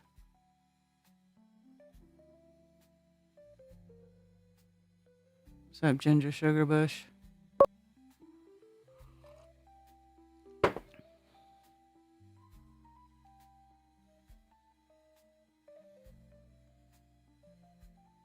Thank you for calling. You're on with Coffee Talk and Karen B. Hey, Karen, it's Glenn. Hey. That thing you're trying to reconstruct, a couple thoughts on it. I would just try to recreate it using your radius evidence by the segment that you do have available. Just make circles, and you'd have to make your own base grid, and then make circles that are equal to that same, same curvature as Mm-hmm. the segment. Okay. Also, the chart, the reason for the overlap it could be in a folding out kind of a deal, where whoever copied it didn't, there was a page in there that was a fold out situation where you had to fold it out to see it. Yeah, that's what it looks like. It could be like that, and they didn't unfold it, which is terrible. Why would they not do that? I know. This is slightly off subject, but it's on subject. But it's something I haven't heard nobody talk about, and I ran across it this past week. I just want to mention it. There's a channel on YouTube called The Redacted Century. Redacted Century is the name of the YouTube channel. And there was just something posted within the last week talking about the last child who remembered the old sky. And talks about prior to 1810, or around 1810, something happened. Mm-hmm. As it concerns one's ability to see the firmament, quote unquote, and the distance stars appear to be away from the observer. So it's something I haven't heard nobody mention. And then your last caller was saying something about that same time period, talking about a hole over Antarctica or something. So that was kind of coincidental there. But the name of the channel again is Redacted Century, and the particular video is called "The Last Child Who Remembered the Old Sky." So if you guys want to check it out, maybe it'll lead somewhere. Okay. All right. You guys have a good week. Thank you, too. Bye.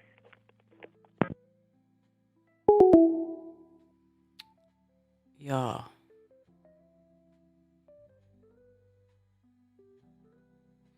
So yeah, I kind of was doing what you were saying there by recreating a circle. I could just make my own. Um, Very easy to make it in Illustrator. Um, isn't that kind of funny how it looks like an eye in the middle though? Looks like an eyeball. It's 20 till AKA time to smoke a dab again.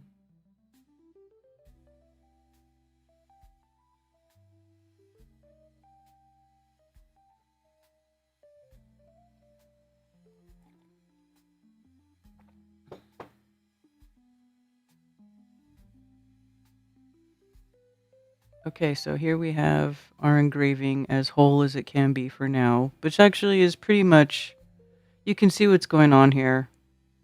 So you have the equatorial line on the top and the bottom, which is like the outermost, like that would be what the Tropic of Capricorn. And then the inside would be with the Tropic of Cancer, and this bigger line here where you have a little, you can see like the half drawn sun here would be the center of in the middle part, the actual equatorial path to which the sun is tied and does not stray from more than 23.5 degrees, right? Or something like that. However it's measured, I'm not sure how it's measured here, but that's how we measure it anyway. So the foregoing is a map explaining the true system of the habitable world of land and water as represented in Plate A, which is contained on one horizontal surface encompassed by an impenetrable boundary of ice, or aught else which may be found. The sun being the movable body and performing an equatorial circle of 240 degrees in every 24 hours, the one half being over the inhabitable surface and the other half over an unknown surface. So, wait a minute. So, habitable and inhabitable. Inhabitable and then habitable would be on the inside of the equator, north of the equator. Is that where the habitable part is? This says unknown. This says inhabitable. Oh, I see. So, inhabitable and unknown are both just names for the very outside. Okay, so that's how it's splitting it in half. I get it now. So this part is the inhabitable, and this part is the unknown. So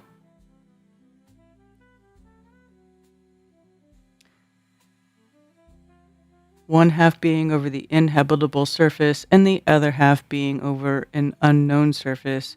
The Arctic or North Pole being the center of the circle and of equal time, and round which all the longitudinal lines circle, consisting of 18 in number, including the double inner line of the circumference circle, the tropics, and the equator. The equator is on the 9th line and is a representation of the sun, the circling body, and the center of equal time of day and night, which divides the year into 2 equal parts of summer and winter. The Tropic of Cancer is the 6th line from the polar center and is the sun's greatest advance and longest day unto all the uninhabitable surface within the equator, and the shortest within the same on the unknown circle. Wait, hold on. So from the center, 1, 2, 3, 4, 5, 6. That's the Tropic of Cancer. 7, 8, 9 is the equator. 10, 11, 12 is Tropic of Capricorn. Then outside of that down here is unknown. And then outside of that up here is inhabitable.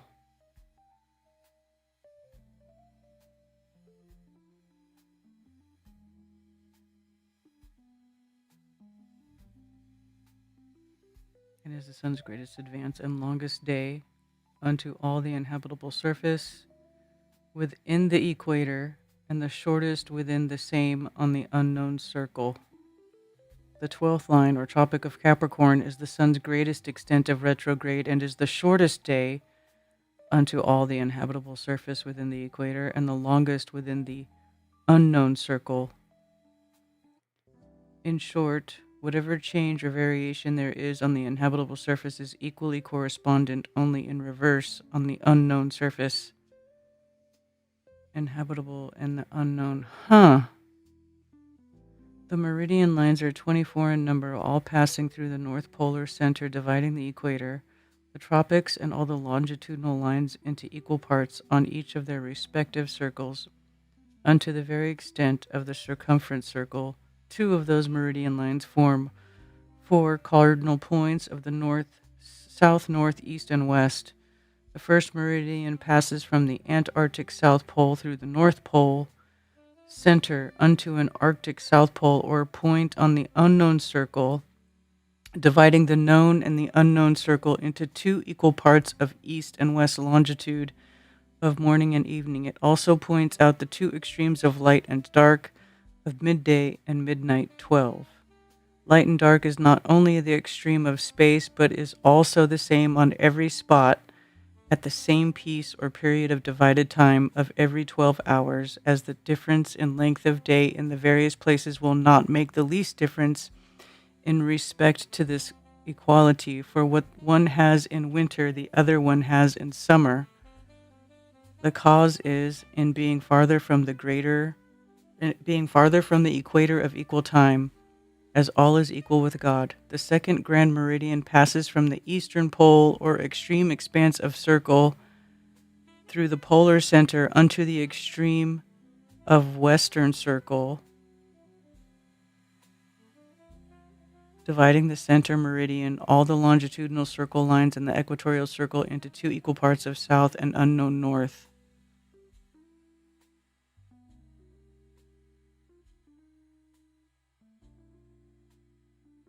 Two equal parts of south and unknown north. South and unknown. Is this what's over here? Is this supposed to be unknown north? Is that what the missing word here is? Unknown north?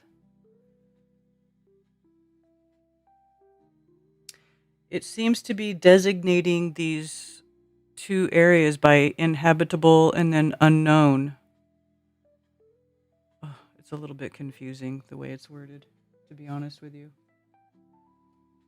Shout out to John Fogerty in connection with the final experiment, because Creedence Clearwater Revival's version of Midnight Special is the theme song to Antarctic Midnight Sun over Flat Earth. What?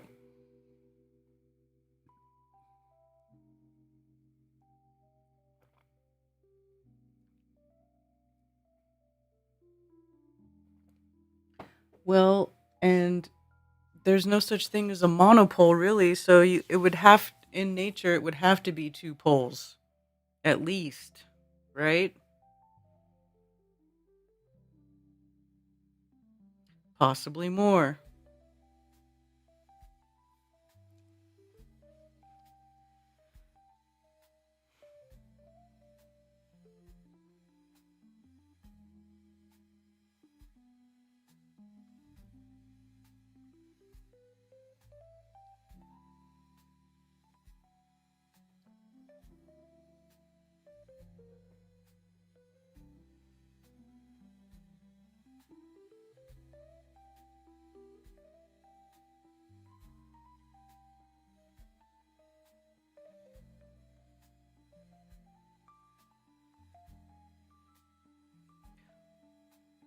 The south and unknown north, longitudinal alternate day and night. This meridian also expresses the hour of 6 o'clock in the morning and 6 in the evening for the whole circle of light and dark.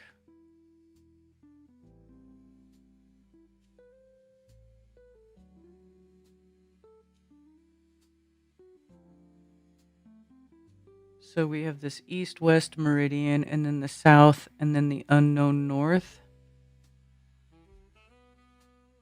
There's no land in respect to any of this stuff, but I guess it doesn't really matter because it all rotates over the... But still.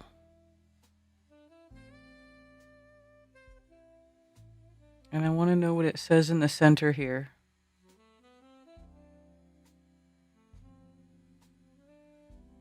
Winter circle. Looks like it says something about winter circle, summer circle.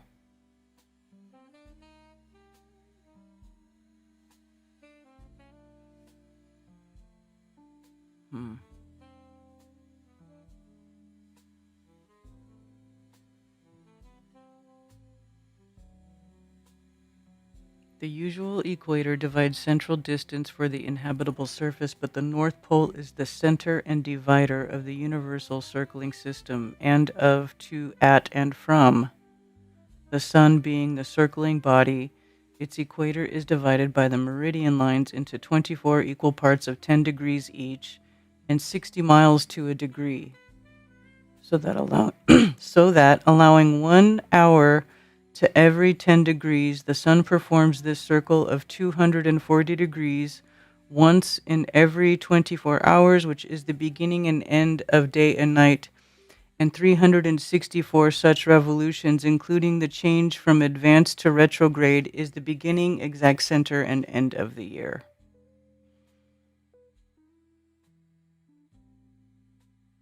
"364 such revolutions."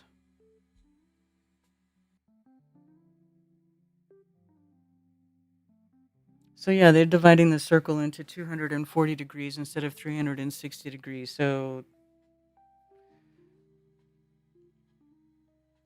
this in this explanation, the Sun moves 10 degrees every hour instead of 15. The Sun's altitude is not more than 60 degrees above the surface of Earth. If it were more, it would give a greater distance of visible bodily light, and day and night could not be equal in the same space of time as it is now found to be. Although twilight is the presence of day, yet it belongs to the night and is found to be either longer or shorter in our being nearer to or farther from the center of the circle and east and west of the meridian. I believe the Sun will not be found to exceed 10 degrees in solidity of body, which may be very easily proved, and whatever it is found to be, it being light and divider of equal time and variation of light and dark, is equatorial. Its equatorial space on the Earth's surface must be allowed to be equal to its circling body. The equatorial circle must be a 10th line, independent of all other longitudinal lines in advance and retrograde motion, because the Sun's advance and retrograde is exactly 60 degrees each way on the inhabitable surface and independent of its circling body. As the Sun performs its course in a circle, the greatest body of light is within that circle and forms every way an equal solidity on its center.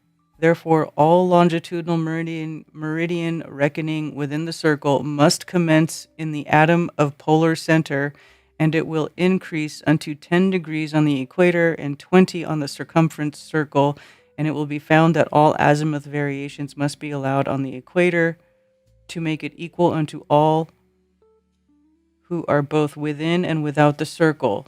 It is every various atom of surface is both meridian and longitudinal distance from each other. What? As every various atom of surface is both meridian and longitudinal distance from each other.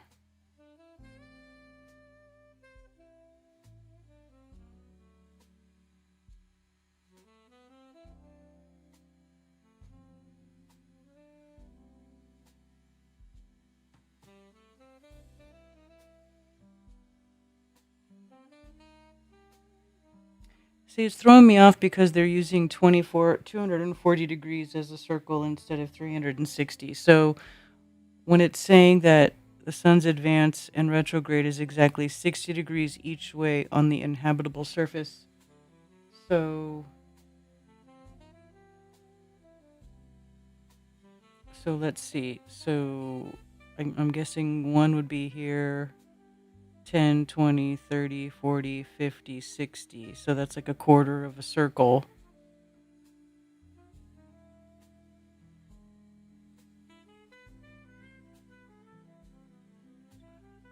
230, 240. So yeah, this is divided into 240 degrees.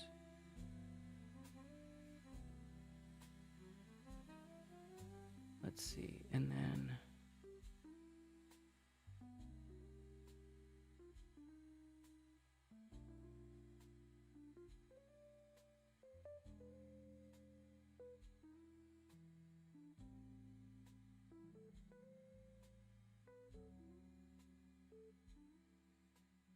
and so these are 2 degrees each. Scale of degrees. So 1, 2, 3, 4, 5 of those would be 10 degrees. So how many of those are around the outer circle?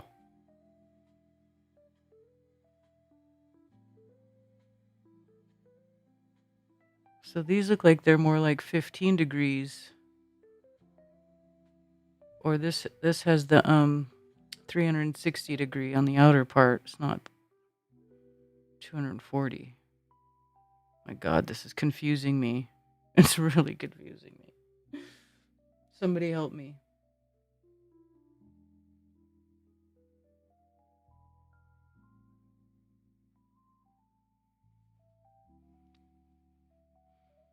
Ost is literally east in etymology, yes, but that's not helping me decipher between the degrees.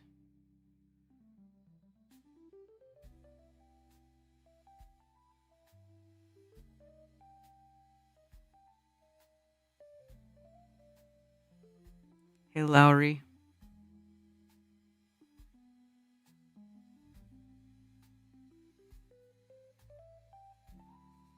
If we did our own version of the Midnight Special song lyrics, the chorus would remain the same, but we'd likely replace Miss Rosie with Miss Karen.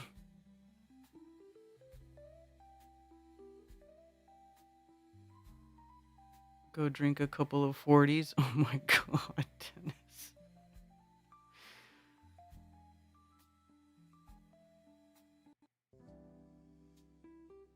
Technology is advanced to where we can travel by boat powered by solar panels with unlimited range. Summer gate, here I come. You mean the summer gate that goes out of the ice wall? Scooter, is that what you're gonna do?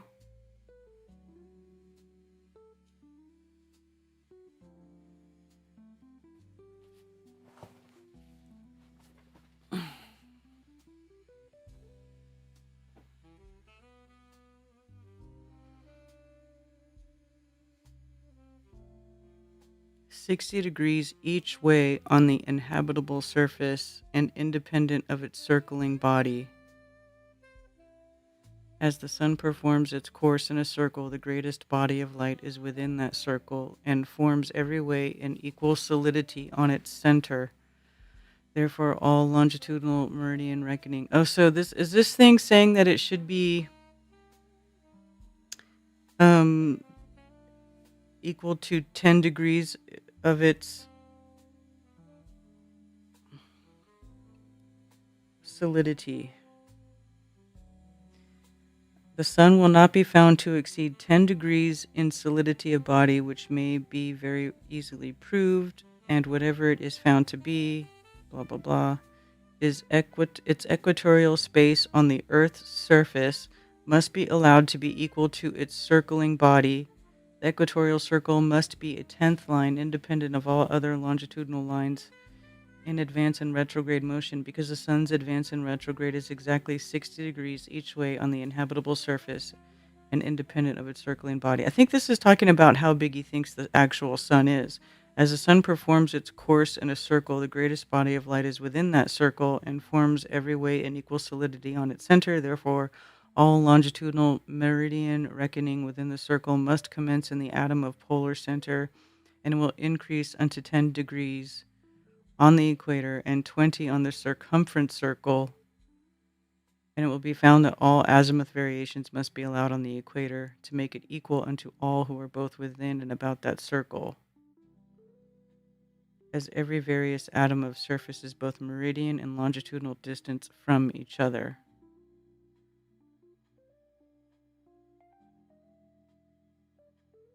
I have placed an equatorial line, as usual, which divides the inhabitable surface into two equal parts, and which the Newtonian system will show its hitherto inutility.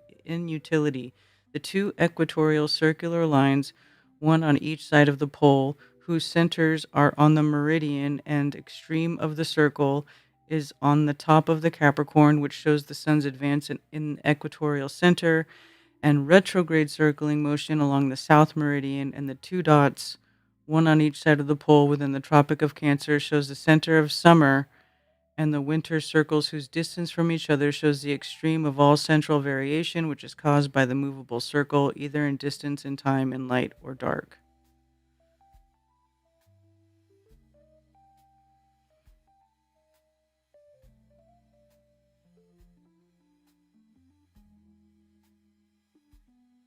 What two dots? See, this is what I'm saying. It's missing.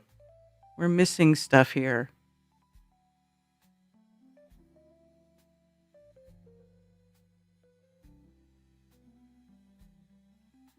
We're missing stuff here because didn't it say something about two dots?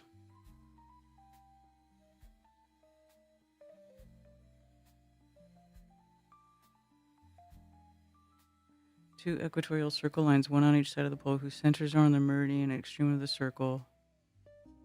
And the two dots, one on each side of the pole within the Tropic of Cancer, shows the center of summer and the winter circles.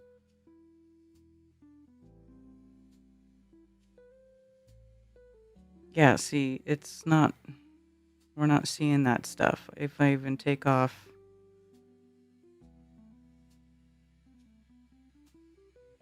Yeah. See, it's like, how are you supposed to read through this text if they don't even give you the complete picture to reference?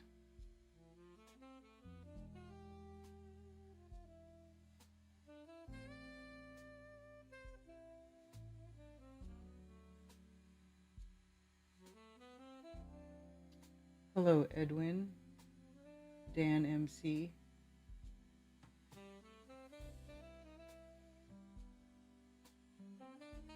Imagine passing the outer wall and finding out that all the rockers in the 27 Club are alive and performing for the inhabitants. Yeah, but I highly doubt that's the case. I feel like that, what you think it is way cooler than what it would actually be. Yes, Dan MC. The book is entitled The Anti-Newtonian by William Isaacs Loomis, a flat earth book published anonymously in 1819, 30 years before Rowbotham's first flat earth pamphlet in 1849. Okay, it most likely will be found that out of the 364 revolutions of the year, the sun will be about 4 days, 2 on each tropic, in a kind of stationary circle, both in its change to advance and retrograde. This must be particularly observed, for although it is added in the number of yearly revolutions, yet it will cause no perceptible variation while it is in this kind of stationary change, although this may be very easily proved by the dial pin of shadow, which must be a pin of an inch long above the surface of a plane, divided with circles for the purpose, and either within or without the equator. But I will say within, that being the center of the system, and we living within its circle, and our dial being placed just as the sun is advancing within the equator at 6 o'clock in the morning, the shadow will be just an inch long, at 9, half an inch, and at the hour of 12, just as the sun is glancing its light over the pin, the shadow will disappear due north, which shows the hour of midday, and the meridian of the place also to be due north and south. At 30 degrees on the same meridian, the midday shadow will be half an inch long, and at 60 degrees it will be an inch long. At 3 and 6 o'clock in the evening, the shadow will be east, which is equal to 6 and 9 in the morning, with the shadow west, and so on for every intermediate space. At 9 o'clock in the morning, the shadow will be double its length at noonday. This operation is very simple. It will be exactly correspondent without the circle, and will prove the 4 quarters of the year to be equally divided, and not that jumble of odds and ends as they are at present. The 60 degrees of advance variation on the inhabitable surface is just 6 hours of time. These 3 to the equator and 3 more to the Tropic of Cancer, adding to which the 6 hours for the retrograde will make it equal to the 12 hours of day. From 6 in the morning until 6 in the evening, or 120 degrees of the equatorial circle, the 12 hours for the unknown circle is equal to the night, and the whole to 240 degrees on the equatorial circle. Or if we begin to reckon from 12 o'clock at night and join the whole advance and retrograde together for day and night, it will be invariably the same.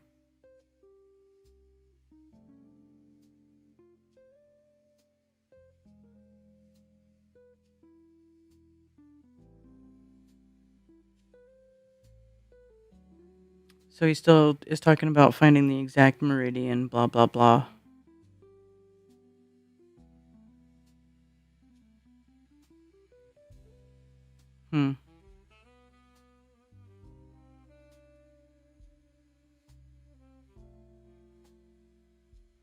How many pages is this thing total?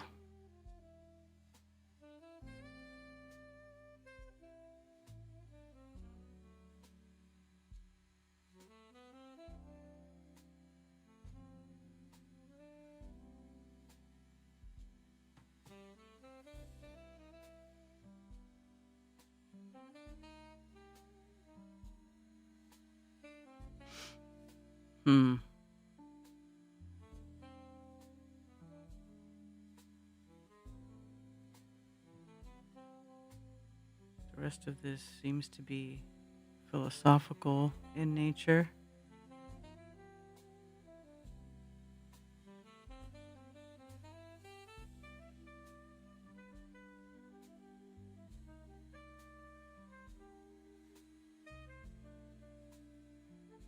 Showing the equality of the year and the variation of time between summer and winter, including a plan pointing out the irreconcilable difference between the ship and mountain appearance of distant sight, with the superficial add measurement, proving the impossibility of a globular world or central attractive gravitation.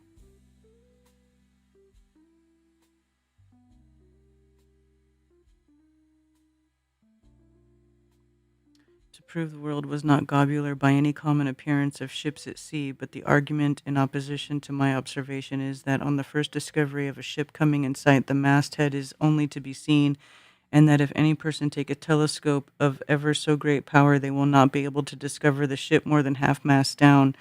Now, I never knew before during the whole course of my life that it was ever possible to lower a hill of any sort with a telescope, because I have never found that when I have seen a church steeple over a hill, or a tree over a ridge of a house, or a man's head just looking over a wall, not an atom more of the object could ever be discovered with the glass than could be seen with the naked eye. Only with the glass the object could be seen more perfectly. Indeed, it may be possible to raise the hull of just out of sight ship, or turn it upside down with a piece of bent glass, but the very devil himself cannot from the basement look over the top of a mountain. Or wherefore did he take Christ, as the scriptural saith, up to an exceedingly high mountain to show him all the kingdoms of the world and the beauty of them, if he could have shown them to him from the bottom of it? And besides, all these kingdoms of the world must have been on the horizontal surface, for as the devil could not show Christ what was thereon, nor be seen from the top of a mountain until he got there, neither could he have shown him from the summit what was under its basement, or rather on the other side of a globular world. That's funny.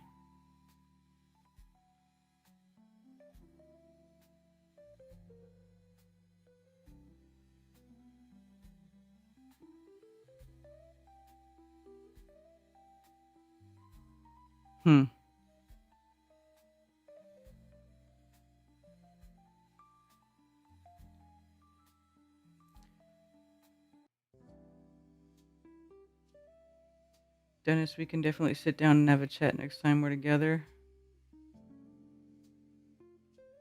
The time period brings to mind Russia kicking Napoleon's ass, while British historians afterwards claim credit, just like Americans say they beat Hitler when Russia did 90% of it.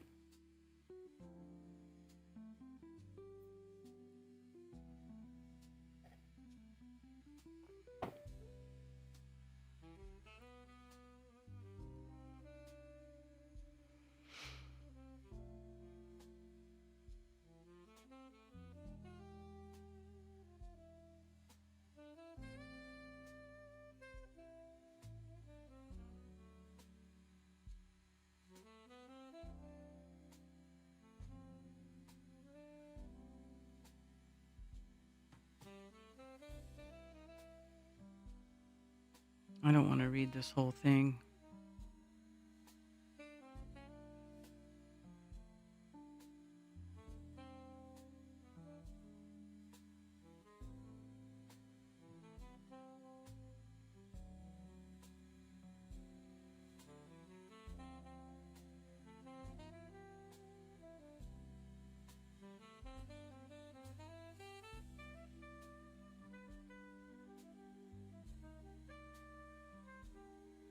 Hmm.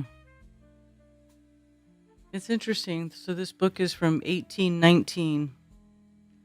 So it's 200 over 200 years old now.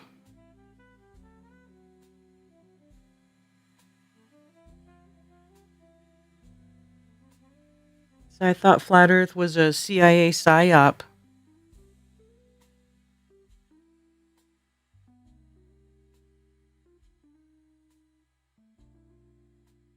So he's talking about gravity and how it doesn't make sense. Further remarks and observations on attractions and other interesting particulars connected therewith.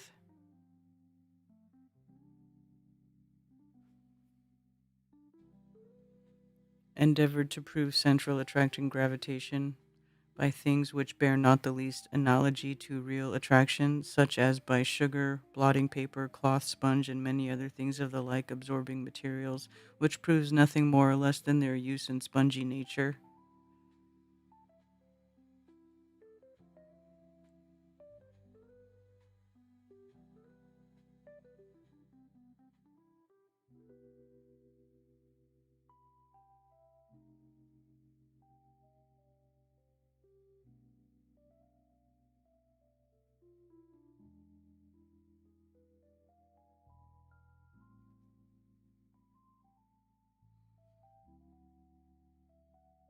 The next grand experiment is in the attempt to prove the weight and pressure of the atmosphere and is particularly addressed to the student, showing that by nearly filling a saucer with water and then taking a teacup and putting a piece of burning paper into it and turning down the cup and all into the saucer, when the pressure of air without will force all the water up into the cup, and the caloric air will escape through the pores of the cup. Now, wait, what?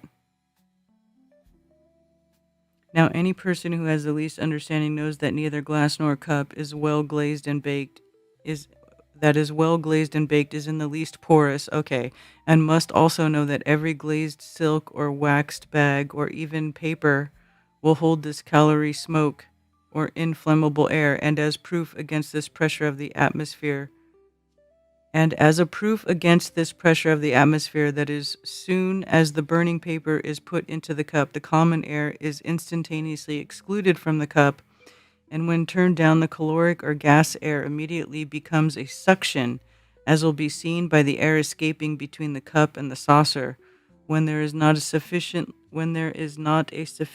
of water in the saucer for it to draw in and fill up the vacuum which itself does not occupy, and to show the immediate expulsion of the common air by its inflammability, if we take a large rummer glass and turn it down into a deep bowl or tub of water, keeping it upright, it will require a strong force both to press it down to the bottom of the bowl and to keep it there, if the air is not let out. But if a piece of paper is lighted and put on the surface of the water, and the glass then turned upon it, its own weight will sink it to the bottom, where it will remain, and when taken up there will not be so much water in the glass as when it was turned down on the saucer, because none of the inflammable air can escape by suction, owing to the great body of water without, and therefore the caloric air will have its full space of room to occupy within the glass.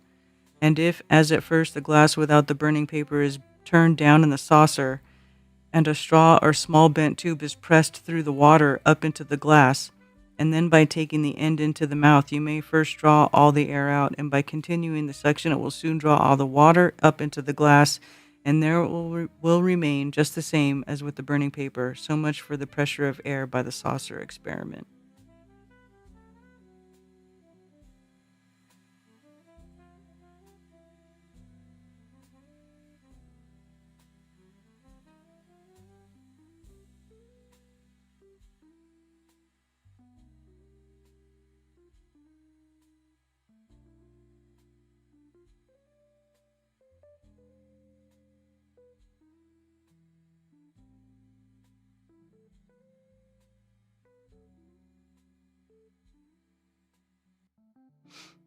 So he just describes a bunch of things, a bunch of experiments to do with light and pressure.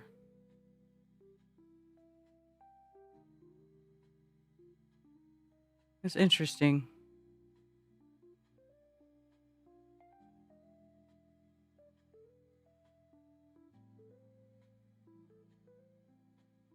The end.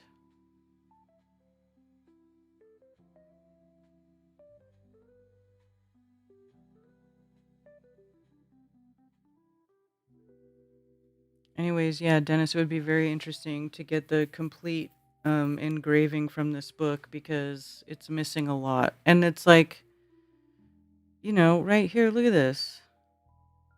Like, is there supposed to be something here?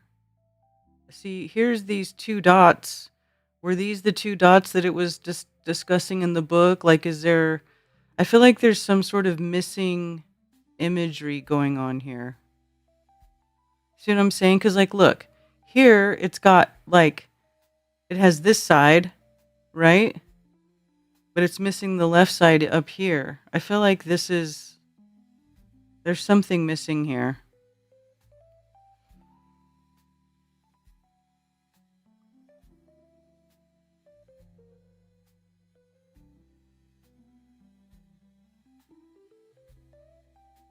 I don't know if it's just that it was a fold out thing and they didn't fold it out properly, if they're purposefully obscuring something here.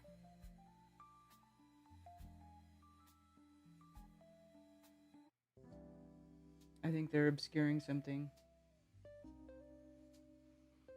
Missed Karen's B-Day. Well, my B-Day was on Saturday. If you weren't here, you missed my birthday. Because I didn't do anything publicly. I didn't stream. I didn't do anything.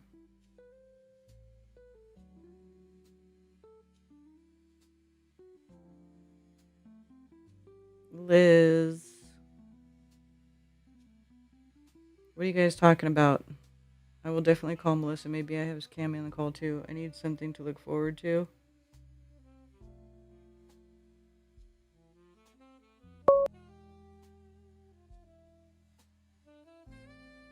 Found a different version.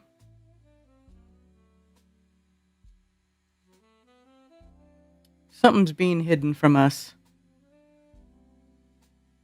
Thank you for calling Coffee Talk. You're on with Karen B. Hey, Karen, it's Ginger. Hey, Ginger, what's going on? Oh, just want to wish you a happy Hallmark holiday. Belated. Well, thank you. Belated. Thank you. Appreciate that. Yeah, I mean, it is what it is. Stupid day. I mean, Well, it's an excuse to drink mimosas. Yes. I suppose. But yeah, so I don't know. I've got like 2 weeks left before I have to be at work while you're on, so I'll take every opportunity I get. Okay. Yeah. So Well, I love you guys. love The you. whole chat. Yep. I'm not paying attention to the chat, but I love you guys. Okay. Happy Hallmark holiday. Yes. Yeah, it was also my birthday. My birthday always comes around Mother's Day. Did you know that I'm a 49er now? Oh, dang. San Francisco, here we come. Yep. My wrist might snap every time I try for the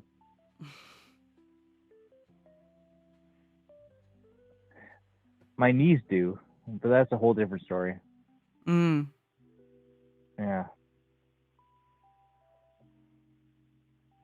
A 49er. Yeah. Dang. You've only got like 4 years on me then. So Yeah. that's crazy. I know. We're all getting old. Been there, done that. It's better than the alternative. what I say. Well, at least you're aware.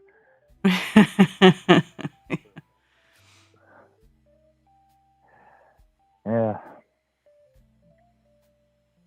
I don't know. I got nothing to Karen. I got nothing. All right. I love you. I love everyone in the chat. Love everyone everywhere. That's not an asshole. All right. All right, take care, Karen. Thanks for calling. Every time. Bye. Bye. Hey, there's Don't Follow Crumb. What's up, Crumb? Happy belated my Taurus friend. Yes, thank you. You sent me a birthday text. That was really cool. I appreciate that. My kids are getting old, not me, though. I know.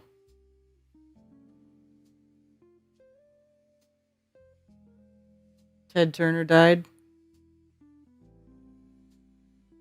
Did Ted Turner buy the Guidestones? Nah, he didn't. Did he?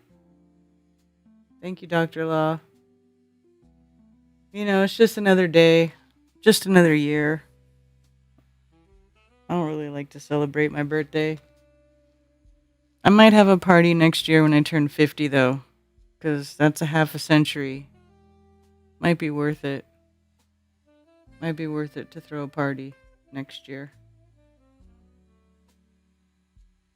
This year I spent it with Josie on her birthday, and I got to watch her be all happy and celebrate her birthday. What happened? What I heard? Thank you. New tip from Tony Coriolis. Oh, thank you, Tony. Cheers. Is Esoterica still going down this year? I don't believe it is. Love Bunny. I don't believe it is. I refunded the people who bought tickets because I just don't know. I just don't know, man.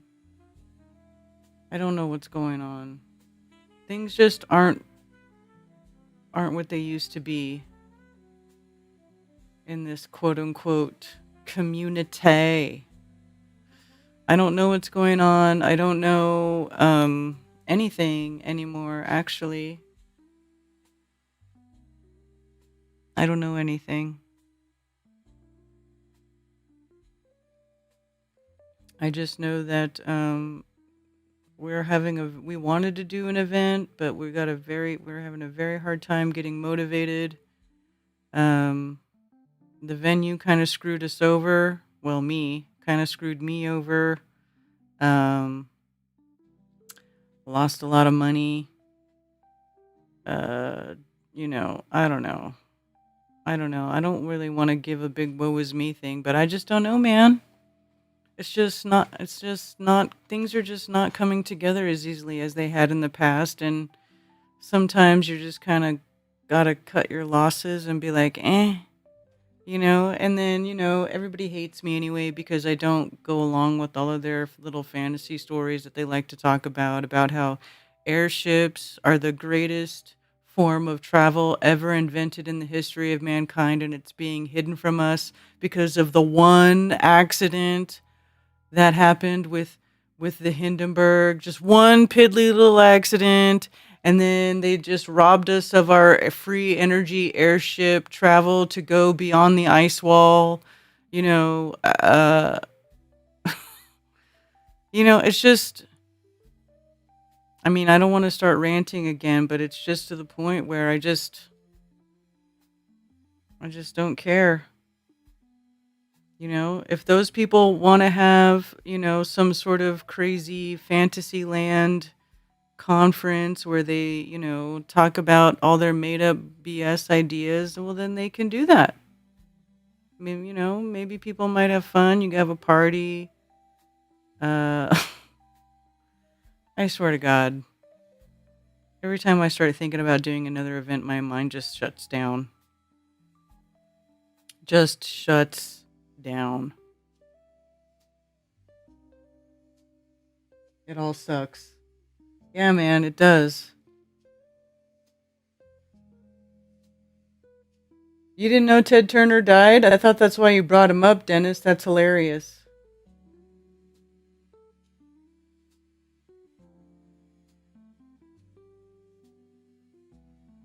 That's like your opinion, man.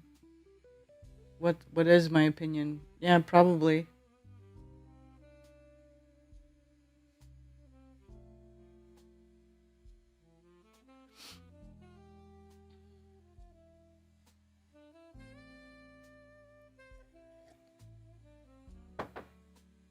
Or you know how everything is Tartarian. You know, all the crap that these people like. It's like flat Earth got buried by the algorithms. Like they legitimately called out flat Earth as being something they were going to start censoring at that one hearing. The algorithms got put in place. COVID came along, and of course, flat earthers started talking about COVID. So we all got medical misinformation strikes and tagged on that. Never, completely marked forever, continually buried by the algorithms. So, what can everybody talk about? Made up bullshit. Oh, yeah, you can talk about your made up bullshit all you want. We'll even promote your channel for your made up bullshit. Mm hmm. Yep. And that was the end of it. That was the end of flat Earth at that moment in time. That's when it happened. That was the end. The end of any sort of momentum that it had on YouTube, anyway.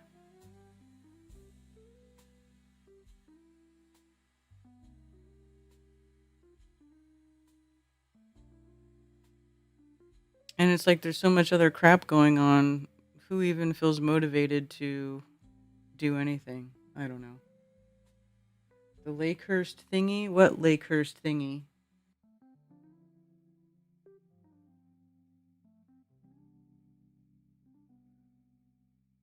Did I look Creole? Do I? I don't know. I have a different camera. Hi, all love from the UK. Yeah, what's up, Our True Realm? What is the Lakehurst thingy?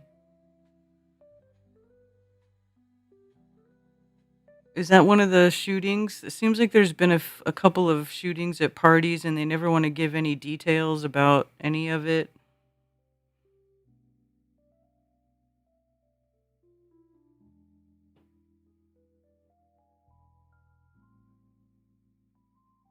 Scientists accidentally find shortcut to Mars that could slash travel time in half. Give me a break. I have to know what this says, because this is literal retardation. The Hindenburg?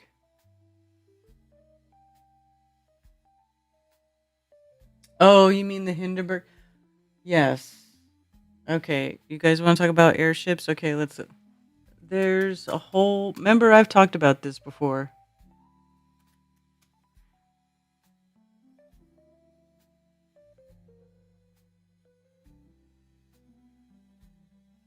Or is it airships? Airships.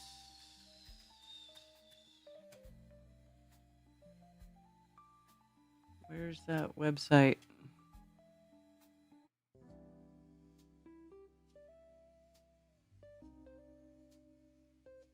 Here we go, airships.net. This is the one, the archive, the website where it talks about the history of the airships.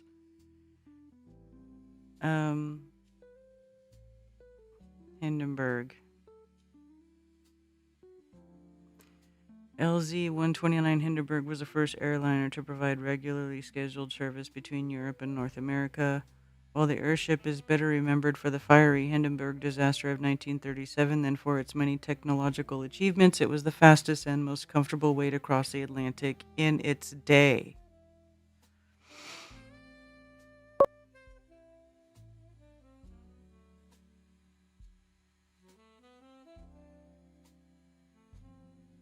Thank you for calling Coffee Talk. You're on with Karen B.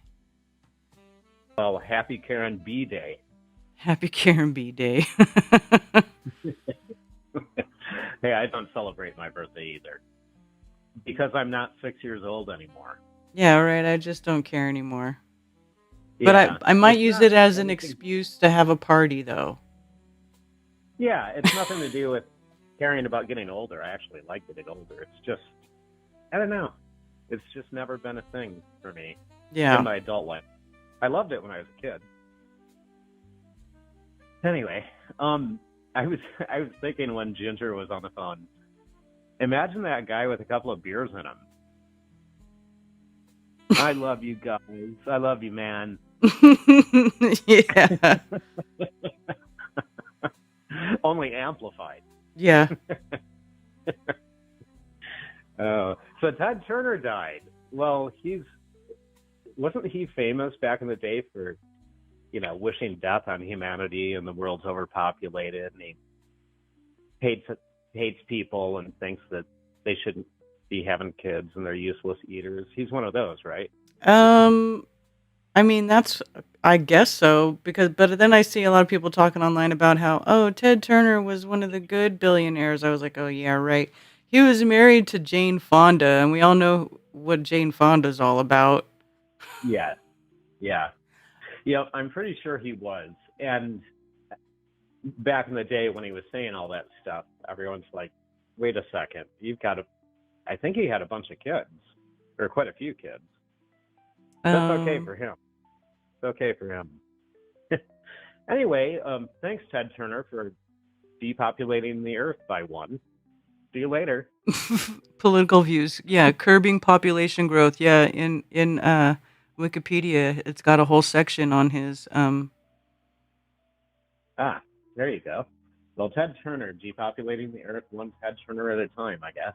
Yes. So I was calling because of that interesting section that you read in that book about the big event in the New Testament, one of many, where it talks about actual Satan as a real entity. It's a real thing. It's just they don't use the actual New Testament doesn't use the name Satan. I'm not sure where Satan comes from, but there is a real entity who is the leader of that led 1/3 of the angels to rebel in heaven against God, and that's what we call Satan. And that's the entity that tempted Christ in that event that you were recounting from the New Testament, or the author of that book was recounting, where he tempted him with. This just underscores that what the Old Testament also says, that we'll just call, for the sake of simplicity, we'll call him Satan, actually rules this world that we live in. And that's why he was able to offer the kingdoms of this world to Christ, like he did. And Christ rejected him. But that was kind of interesting what the book said, that it's relating it to, well, how's he doing that if it was on a ball? To show him, to show them to Christ all at once. Anyway, I thought that was interesting. Yeah. And that's all I got. All right. Well, thank you for calling. Right. Okay. See you later. Bye. Bye. D's Barbarella. Yeah, I remember Barbarella. Yes, exactly. So yeah, he was big into curbing population growth. Yeah, he invented CNN. Like, he basically started cable news, which is what CNN is, right? Cable news network.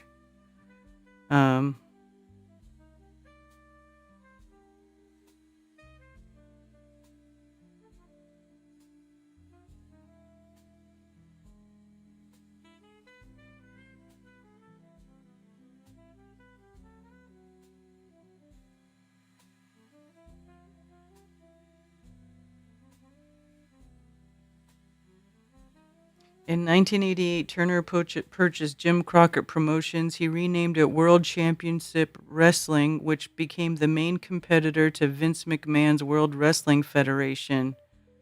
This rivalry became known as the Monday Night War and would last throughout the 90s. In 2001, under AOL Time Warner, WCW was sold to the WWF.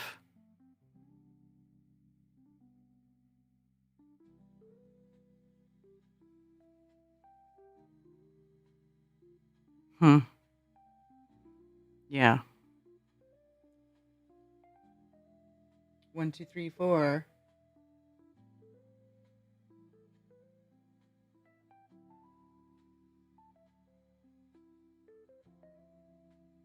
Ted Turner owns a huge ranch between Bozeman and Livingston, Montana, and fenced thousands of acres off and pays armed guards to patrol the perimeter to keep locals out that used to hunt the lands.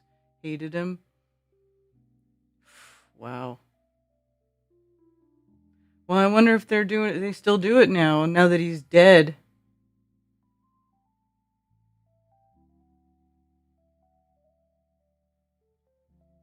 And Vince won. First live radio broadcast during a catastrophe. Hundreds of first aid squads arrived for like 60 people. Wait, what?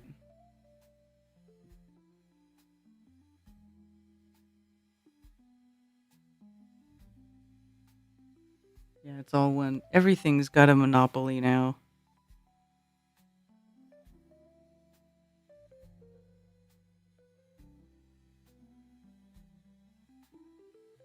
Hindenburg disaster at Lakehurst, New Jersey on May 6, 1937. Oh, we just had the anniversary of that. Brought an end to the age of the rigid airship. The disaster killed 35 persons on the airship and one member of the ground crew, but miraculously, 62 of the 97 passengers and crew survived. After more than 30 years of passenger travel on commercial Zeppelins, in which tens of thousands of passengers flew over 1,000,000 miles, on more than 2,000 flights without a single injury, the era of the passenger ship came to an end in a fiery few minutes. Hindenburg was the last passenger aircraft of the world's first airline. Her chief steward was the first flight attendant in history, and she was the fastest way to cross the Atlantic in her day. Hindenburg's passengers could travel from Europe to North and South America in half the time of the fastest ocean liner, and they traveled in luxurious interiors that would never again be matched in the air. They enjoyed meals in an elegant dining room, listened to an aluminum piano in a modern lounge, and slept in comfortable cabins, and could even have a cigarette or cigar in the ship's smoking room. All that came to an end in 32 seconds because above the elegant passenger quarters were 7 million cubic feet of hydrogen gas. They shouldn't allow smoking on something like that, I'm just saying. Cause of the Hindenburg disaster in brief. Almost 80 years of research and scientific tests support the same conclusion reached by the original German and American accident investigations in 1937.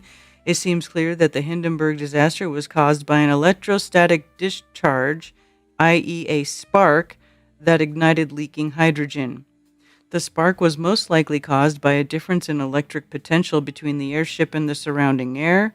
The airship was approximately 60 meters, about 200 feet above the airfield in an electrically charged atmosphere, but the ship's metal framework was grounded by its landing line. The difference in the electric potential likely caused a spark to jump from the ship's fabric covering, which had the ability to hold a charge, to the ship's framework, which was grounded through the landing line. At a somewhat less likely but still plausible theory attributes the spark to coronal discharge, more commonly known as St. Elmo's fire. The cause of the hydrogen leak is more of a mystery, but we know the ship experienced a significant leakage of hydrogen before the disaster. Okay, so that it was already a known issue.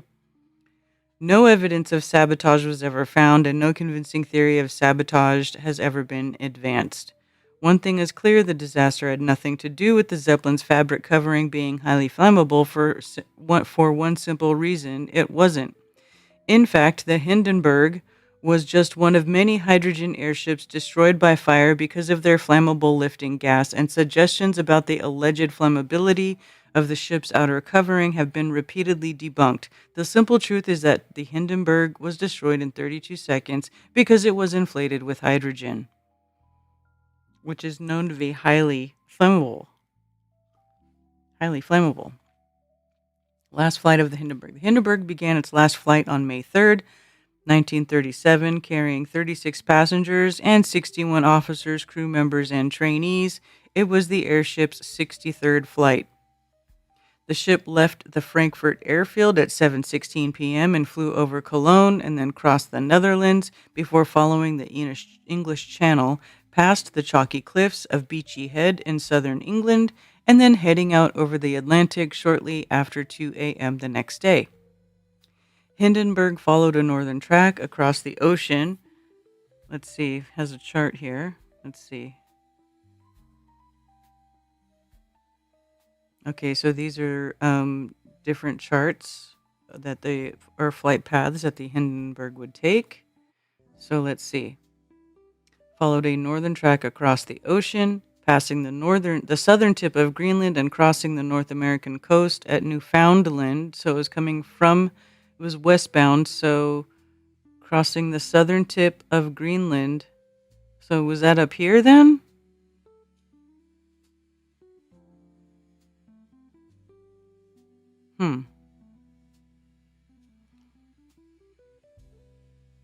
Crossing the North American coast of Newfoundland, headwinds delayed the airship's passage across the Atlantic, and the Lakehurst arrival, which had been scheduled for 6 a.m. on Monday the 6th, was postponed to 6 p.m. By noon on May 6th, the ship had reached Boston, and by 3 p.m., Hindenburg was over the skyscrapers of Manhattan in New York City.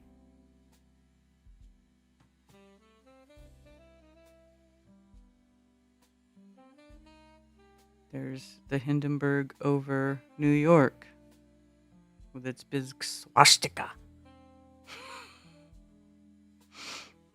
The ship flew south from New York and arrived at the Naval Air Station at Lakehurst, New Jersey at around 4:15 p.m., but the poor weather conditions at the field concerned the Hindenburg's commander, Captain Max Pruss, and also Lakehurst commanding officer Charles Rosendahl, who sent a message to the ship recommending a delay in landing until conditions improved. Captain Pruss departed the Lakehurst area and took his ship over the beaches and coast of New Jersey to wait out the storm. By 6 p.m., conditions had improved, and at 6:12, Rosendahl sent Pruss a message relaying temperature, pressure, visibility, and winds which Rosendahl considered suitable for landing. At 6:22, Rosendahl radioed Pruss recommending landing now, and at 7:08, Rosendahl sent a message to the ship strongly recommending the earliest possible landing. The landing approach. The Hindenburg approached the field at Lakehurst from the southwest shortly after 7 p.m. at an altitude of approximately 600 feet.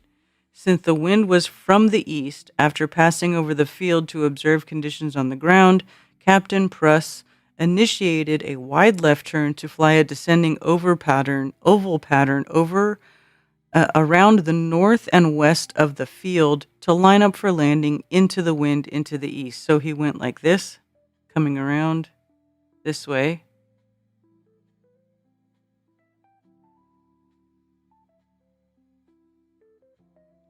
While Captain Pruss, who was directing the ship's heading and engine power settings, brought Hindenburg around the field, the first officer, Albert Sampt, who was responsible for the ship's trim and altitude, assisted by watch officer Walter Ziegler at the gas board, and second officer Heinrich Bauer at the ballast board, valved 15 seconds of hydrogen along the length of the ship to reduce the Hindenburg's buoyancy in preparation for landing.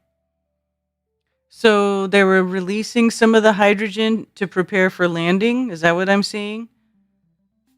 Valved 15 seconds of hydrogen along the length of the ship to reduce Hindenburg's buoyancy in preparation for landing. As Pruss continued the slow left turn of the oval landing pattern, reducing and then reversing the power from the engine, Sampt noticed that the ship was heavy in the tail and valved hydrogen from cells 11 through 16 in the bow for a total of 30 seconds.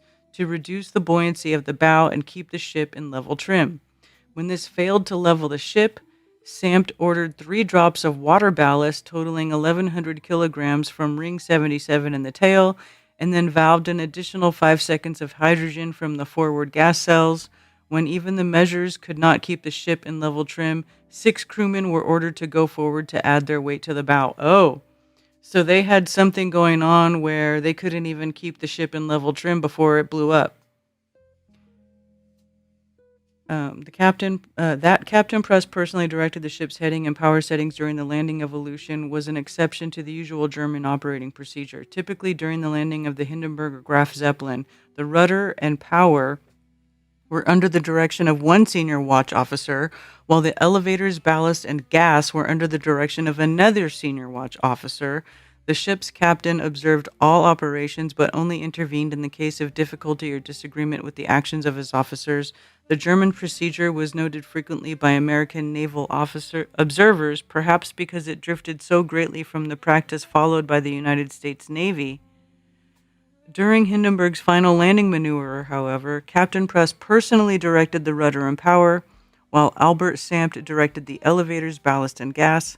Perhaps Press was simply used to this arrangement from his time as watch officer, or perhaps a reordering of roles occurred because of the presence of Senior Captain and DZR Flight Director Ernst Lehmann on the bridge. But as far as this author knows, Captain Press never commented on the matter publicly, nor did Press ever try to evade his responsibility as commander by suggesting that Captain Lehman was in actual operational control at the time of the accident. While Sampt was working to keep the ship in trim, the wind shifted direction from the east to the southwest. Captain Press now needed to land into the wind on a southwesterly heading rather than the easterly heading he had originally intended when he planned his oval landing pattern. Hindenburg was now close to the landing area, however, and did not have a lot of room to maneuver before reaching the mooring mast. Anxious to land quickly before weather conditions could deteriorate, Captain Press decided to execute a tight S-turn to change the direction of the ship's landing. Press ordered a turn to port to swing out, and then a sharp, tight turn to starboard to line up for landing into the wind. Some experts would later theorize that this sharp turn overstressed the ship, causing a bracing wire to snap and slash a gas cell, allowing hydrogen to mix with air to form a highly explosive combination. After the S-turn to change the direction of landing, Press continued his approach to the mooring mast, adjusting power from the 2 forward and 2 rear engines, and at 7:21, with the ship about 180 feet above the ground, the forward landing ropes were dropped. The fire. A few minutes after the landing lines were dropped, R.H. Ward, in charge of the port boat bow landing party, noticed what he described as a wave-like fluttering out of the cover on the port side between frames 62 and 77, which contained gas cell number 5. He testified at the Commerce Department inquiry that it appeared to him as if the gas were pushing against the cover, having escaped from a gas cell. Ground crew member R.W. Antrim, who was at the top of the mooring mast, also testified that he saw the covering behind the port or the rear port engine fluttering. So inside of these, inside of the airships, the rigid frame airships, which is what the Hindenburg was, they had big bags of gas, and it wasn't just one big bag of gas. They had different ones, right? They had multiple bags full of this helium. And so what they're saying is that that one of the bags of helium looked like it was like releasing air against the outer covering. So they like saw like something happening from inside, as if like a balloon, like as if a balloon was letting all of its air out against the outer covering of the Zeppelin.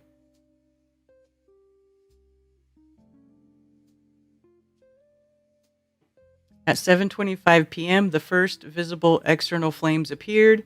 Reports vary, but most witnesses saw the first flames either at the top of the hull or just forward of the vertical fin near the ventilation shaft between cells 4 and 5, or between the rear port engine and the port fin in the area of gas cells 4 and 5 where Ward and Antrim had seen the fluttering.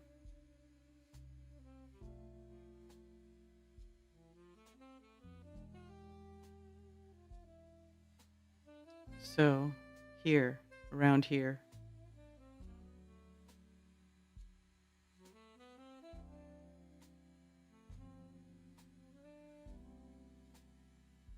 For example, Lakehurst Commander Rosendahl described a mushroom-shaped flower of flame bursting into bloom in front of the upper fin. Navy Lieutenant Benjamin May, the assistant mooring officer who was atop the mooring mast, testified that an area just behind the rear port engine where Warden Antrim reported the fluttering seemed to collapse, after which he saw streaks of flame followed by a muffled explosion, and then the entire tail was engulfed by flame. Navy ground crew remember William Bishop described seeing flames inside the ship a little above the aft of the rear port engine car. Several witnesses inside the ship also saw the beginning of the fire. Helmsman Helmut Lau, who was stationed in the auxiliary control stand in the lower fin, heard a muffled detonation and looked up and saw from the starboard side down inside the gas cell a bright reflection on the front bulkhead of cell number 4. Lau described the flames he saw at cell 4 at the inquiry. The bright reflection in the cell was inside. I saw it through the cell. It was at first red and yellow, and there was smoke in it. The cell did not burst on the lower side. The cell suddenly disappeared by the heat. The fire proceeded further down, and then it got air. The flame became very bright, and the fire rose up to the side, more to the starboard side as I remember seeing it. And I saw that with the flame, aluminum parts and fabric parts were thrown up. In that same moment, the forward cell and the back cell of cell 4 also caught fire, cell 3 and cell 5. So you can see as the fire starts in the back here. At the time, the parts of girders, molten aluminum, and fabric parts started to tumble down from the top. The whole thing only lasted a fraction of a second. Oh my goodness. How freaking scary, man.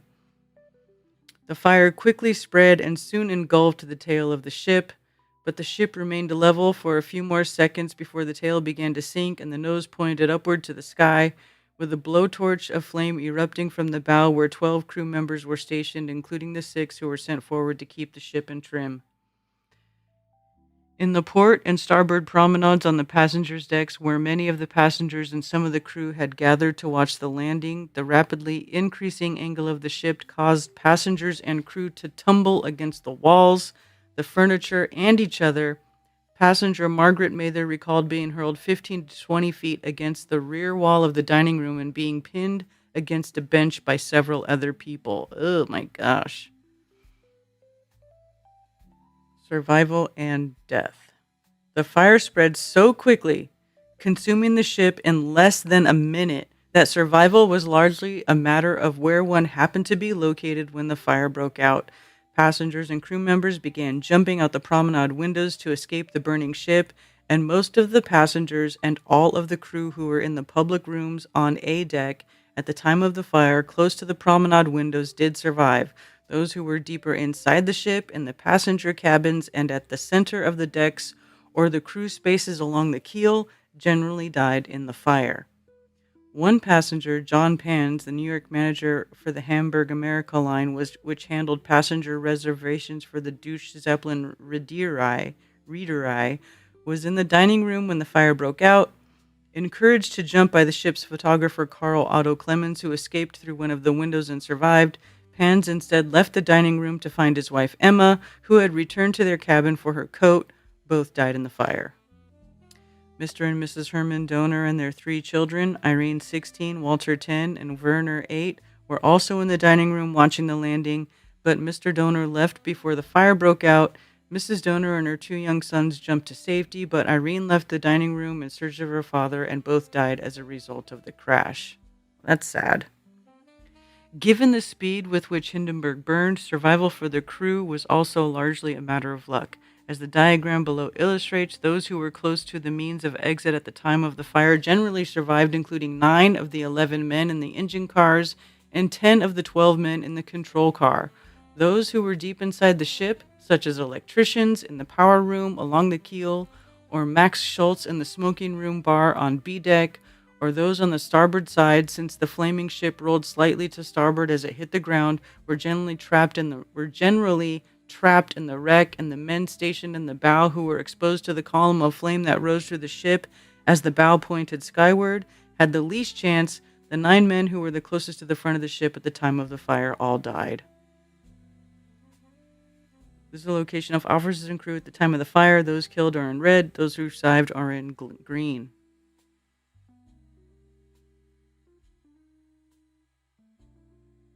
Wow, so the guys that were sent up here to try to keep the ship level, right? Because it wasn't staying level, and they sent these guys up here to use their weight. I mean, that's got to be like a last ditch effort, right? Because to having all your crew go to the front to try to keep the nose down, they were struggling with this thing before it blew up, man. That's scary.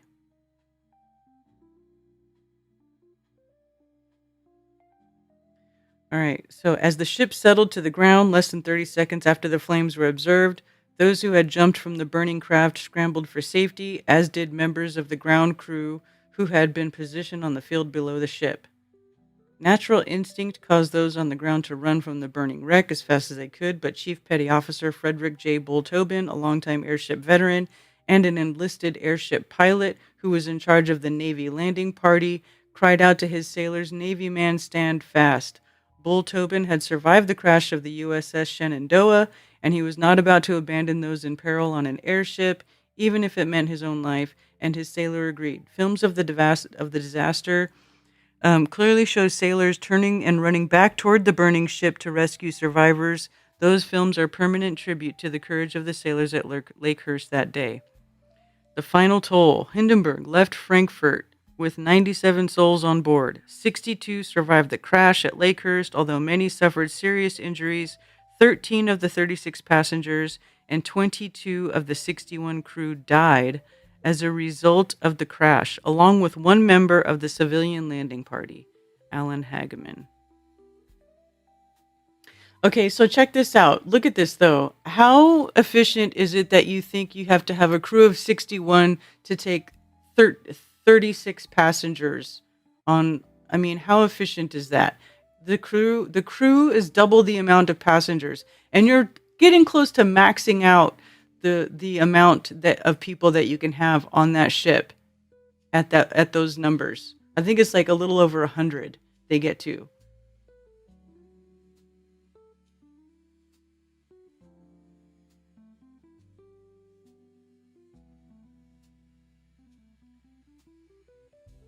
Posted a geological world map showing Antarctica and Greenland higher than the rest of the world. That was what was the date of that coffee talk? Oh Lord, Dennis, I don't know.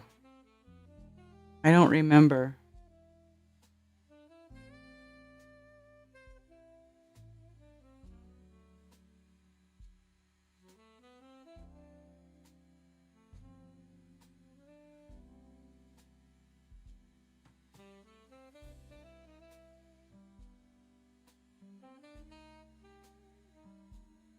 Yes, 9 of the 11. I knew you guys would say something about that.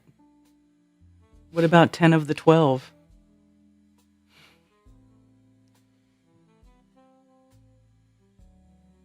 No mainstream autobiographies written by survivors. Well, um, they have their testimonies after the fact. I don't think they wrote books. I don't know if they wrote books.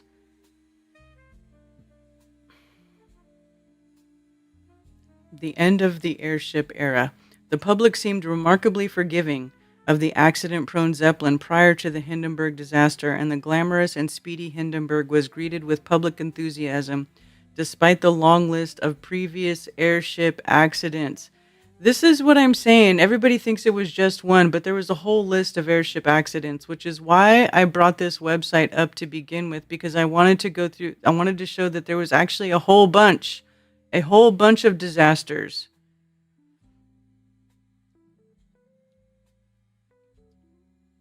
Um,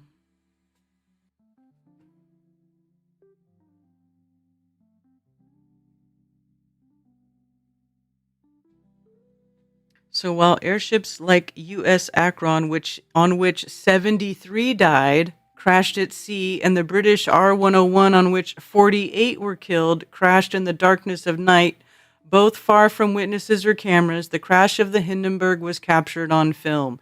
Millions of people around the world saw the dramatic inferno which consumed the ship and its passengers. Oh, the humanity. At least that's the conventional wisdom about why the age of the Zeppelin died that rainy day at Lakehurst. But perhaps after 35 years of accidents and disasters, the crashes of LZ4, LZ5, Deutschland, Deutschland 2, Schwaben, R38, R101, Shenandoah, Akron, Macon, and the list goes on, perhaps the public had just had enough. And more importantly, despite its romance and grandeur, Hindenburg was obsolete before it ever flew. On November 22nd, 1935, 3 months before Hindenburg first took to the air, Pan American Airways M130 China Clipper made the first scheduled flight across the Pacific. The M130 could have crossed the Atlantic with ease. Its 2,400-mile route, San Francisco to Honolulu, was longer than distance required to cross the North Atlantic. In fact, Pan Am's N-130 was designed for the Atlantic, and it was only political, not technological considerations that prevented Pan Am from inaugurating transatlantic airline service in 1935. The British refused to grant Pan Am landing rights until Britain had a plane that could make the same flight, but Britain was far behind America in the development of a long-distance airliner. Between the cost of its infrastructure and crew, inherent safety issues, and the development of better technology, the rigid passenger airship was doomed long before Hindenburg landed at Lakehurst that fateful day in May. That's right, because airplanes could fly way more people with less crew and less time. It was just a faster, more efficient way to travel. That's why airships do not rule the sky, okay? Because it's all about that profit. You can make way more profit if you have a crew of like 5 or 8 on an airplane that holds a couple hundred people, and you can make that flight, multiple times in once a day rather than like once a month or whatever for like a fraction of the people, which is what the airships were doing. And everybody wonders, well, why don't we all use it? You guys, if you guys had to be somewhere, if you had to actually go somewhere to like visit family, you would not be wanting to take the time that it takes for the airship to take. And not only that, it's lighter than air travel. It cannot fly above weather. It is absolutely at the mercy of Mother Nature. There is no going above weather. There's no getting above the clouds. None of that, because this is lighter than air travel, okay? It can only go up so high. It's not going to work. And so I just think it's funny that people think that, like, airships, were some, like we're being hit, are being hidden from us for some whatever reason.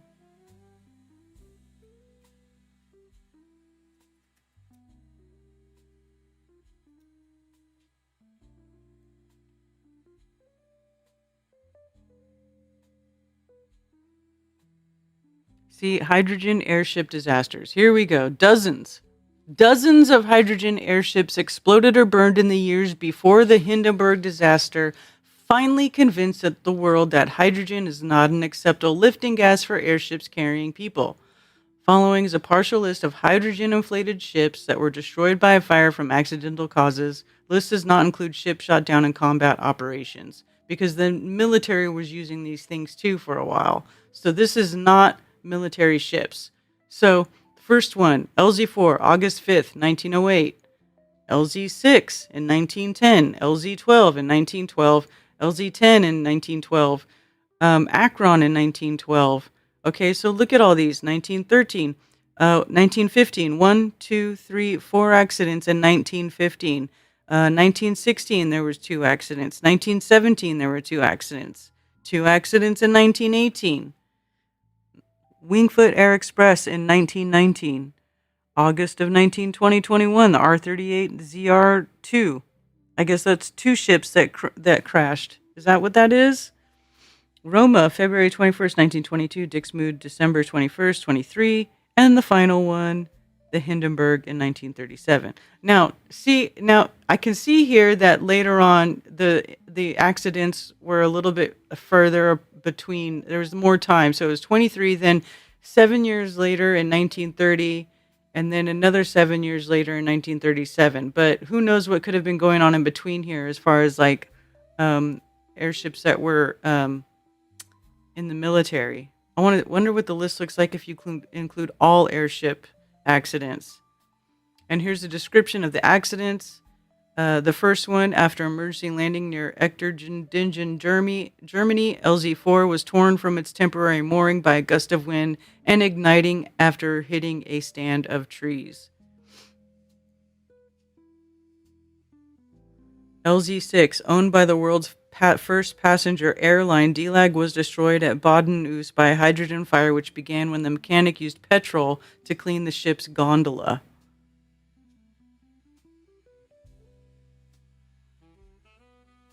LZ-10, the passenger airship Schwaben, was destroyed by fire at the airship field at Dusseldorf when its hydrogen was ignited by static electricity from the ship's rubberized fabric gas cells. Melvin Vanneman's airship Akron exploded 15 minutes after departing Atlantic City, New Jersey during an attempt to cross the Atlantic. Here's when it killed everybody. An in-flight engine fire ignited the ship's hydrogen, killing all aboard. Everybody died. Ship broke away from its ground crew after being damaged during removal from its hangar. It crashed nearby and was destroyed when its hydrogen ignited. Look at this one. SL-6 exploded and burned on takeoff, killing all aboard. Damn.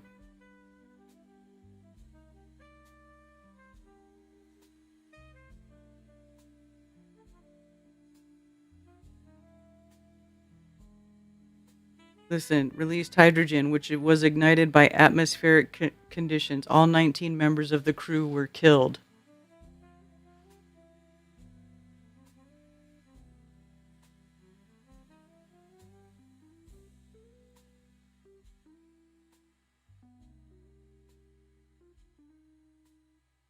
A balloon jetpack.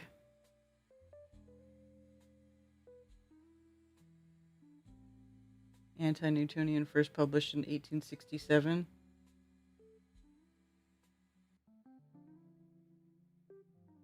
If I jumped from a burning airship, I would write a book, especially back then.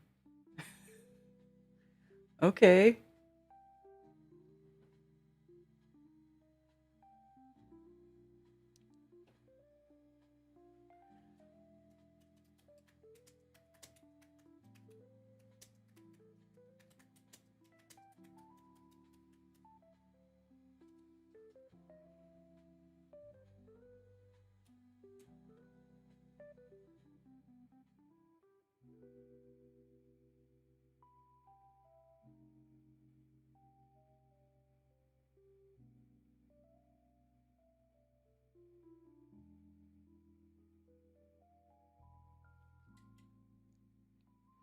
S.C. Gwynn, 74, recounts the tragic story of R-101 in New Book.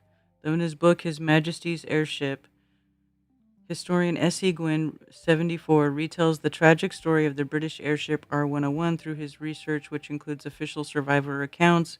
Gwynn provides vivid details of the events that led to the 1930 crash that killed nearly 50 people. Okay, so he wasn't there, but he has accounts. Yeah, the life and tragic death of the world's largest flying machine.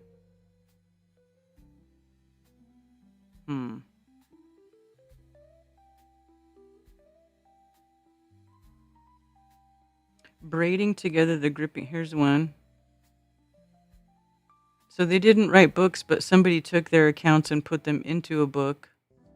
Yeah. The riveting true story of the largest polar rescue mission in history, the desperate race to find the survivors of the glamorous Arctic airship Italia, which crashed near the North Pole in 1928. Oh, is that listed here?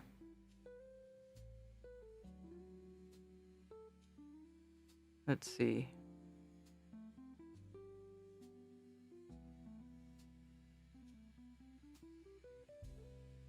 It's not listed here. Airship Italia in 1928. Let's see. It's not even on the list. Look, it's not here. I am interested. Airship Italia, N4 down. Triumphantly returning from the North Pole on May 21st, 1928, the world-famous exploring airship Italia, codenamed N4, was struck by a terrible storm and crashed somewhere over the Arctic ice, triggering the largest polar rescue mission in history. Helping lead the search was Roald Amundsen, the Pole's greatest explorer, who himself soon went missing in the frozen waste. Amundsen's body has never been found, the last victim of one of the Arctic's most enduring mysteries. Really? During the Roaring Twenties, Zeppelin travel embodied the exuberant spirit of the age. Germany's luxurious Graf Zeppelin would run passenger service from Germany to Brazil. Britain's Imperial airship was launched to connect an empire. In America, the iconic spire of the rising Empire State Building was designed as a docking tower for airships. But the novel mode of transport offered something else too, a frontier of exploration. Whereas previous Arctic and Antarctic explorers had subjected themselves to horrific, often deadly conditions in their attempt to reach uncharted lands, airships held out the possibility of speedily soaring over the hazards. In 1926, the famed Norwegian explorer Roald Amundsen, the first man to reach the South Pole, partnered with the Italian ship designer General Umberto Nobile to pioneer flight over the North Pole. As Mark Piesing uncovers in this masterful account, while that mission was thought of as a great success, it was in fact riddled with near disasters and political pitfalls. In May 1928, his relationship with Amundsen corroded beyond the point of collaboration. Nobile, his dog, and a crew of 14 Italians, 1 Swede and 1 Czech, set off on their own in the airship Italia to discover new lands in the Arctic Circle and to become the first airship to land men on the pole. But near the North Pole, they hit a terrible storm, crashed into the ice. 6 crew members were never seen again. The injured, including Nobile, took refuge on ice floes, unprepared for the wretched conditions and with little hope for survival. Coincidentally, in Oslo, a gathering of famous Arctic explorers had assembled for a celebration in the first successful flight from Alaska to Norway. Hearing of the accident, Amundsen set off on his own desperate attempt to find Nobile and his men. As the weeks passed and the largest international polar rescue expedition mobilized, the survivors engaged in a last-ditch struggle against weather, polar bears, and despair. When they were spotted at last, the search plane landed, but the pilot announced that there was room for only 1 passenger. What? Is this like fiction mixed with truth? Braiding together the gripping accounts of the survivors and their heroic rescuers, N4 Down tells the unforgettable true story of what happened when the glamour and restless daring of the Zeppelin age collided with the harsh reality of Earth's extremes.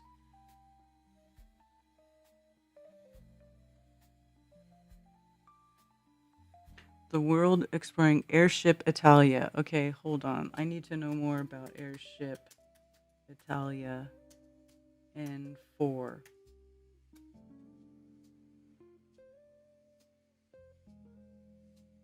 Okay, let's see what Sheeplepedia says. Semi-rigid airship belonging to the Italian Air Force and designed by Italian engineer Umberto Nobile, who commanded the dirigible in his second series of flights around the North Pole. Returning from the pole in May 1928, the Italia crashed with 1 confirmed death, another death from exposure while awaiting rescue, and 6 missing crew members who were trapped in the envelope, which was blown away. At the end of rescue operations, there were 17 dead crew and rescuers and 8 survivors, including Noble. Italia was an N-class semi-rigid airship, designation N4. It was almost identical in design to the N1 Norge, but was slightly larger in gas capacity. First flight was in 1928.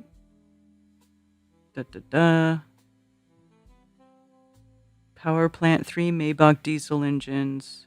Polar expedition. At the end of 1927, after much insistence, Noble gained permission to use this airship for a new scientific expedition to the North Pole under the aegis of the Italian Geographical Society. He obtained strong assistance from the Italian Royal Navy and secured the necessary funds from a private financing committee of the city of Milan.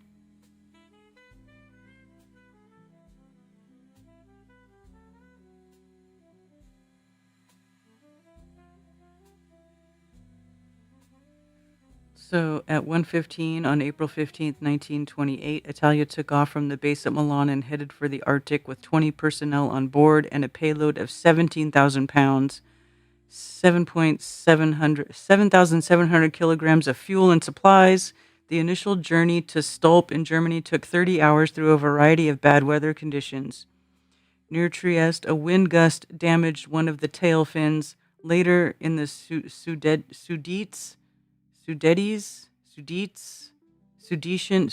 Mountains or Sudetic Mountains. Okay. The airship faced severe hailstorms and narrowly escaped lightning strikes. See, that's what's scary. How you have a thing full of hydrogen and you're going through lightning strikes.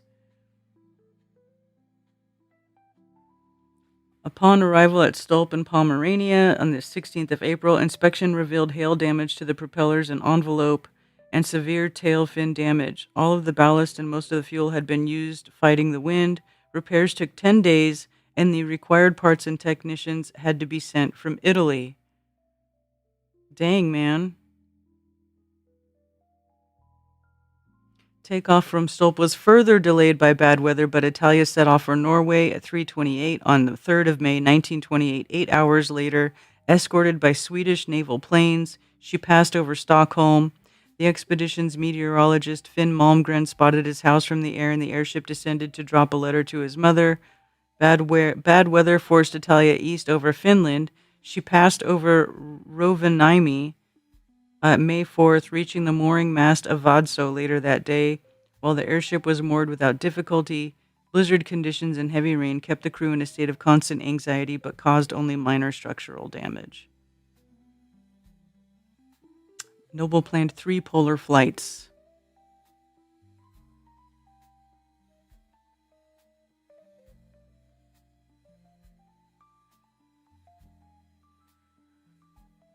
Let's see. Second flight left on May 15th, lasted for 60 hours. In contrast to the first flight, the weather conditions were excellent this time and visibility was perfect. Valuable meteorological, magnetic, and geographic data were gathered in a 2,500-mile flight to the hitherto uncharted Nicholas II land and back.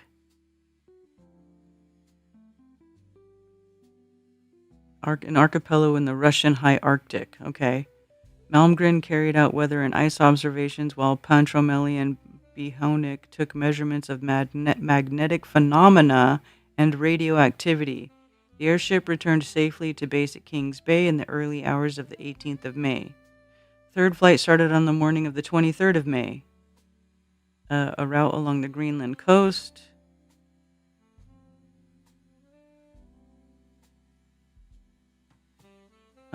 Noble had prepared a winch and inflatable raft and survival packs, which turned out to be providential with the intention of lowering some of the scientists onto the ice, but the wind made this task impossible. Instead, they circled the pole, making observations, and at 1:20 they dropped onto the ice the Italian and Milanese colors, as well as a wooden cross presented by Pope Pius the 11th and a religious medal from citizens of Florley. During a short ceremony, Italians started back to base on 2:20 on the 24th of May.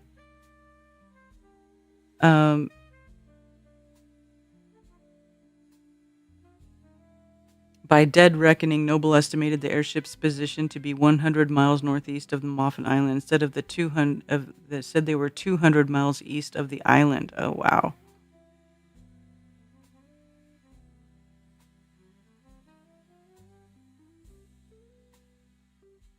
At 10:25, the ship was noticed to be tail-heavy and falling at a rate of 2 feet per second.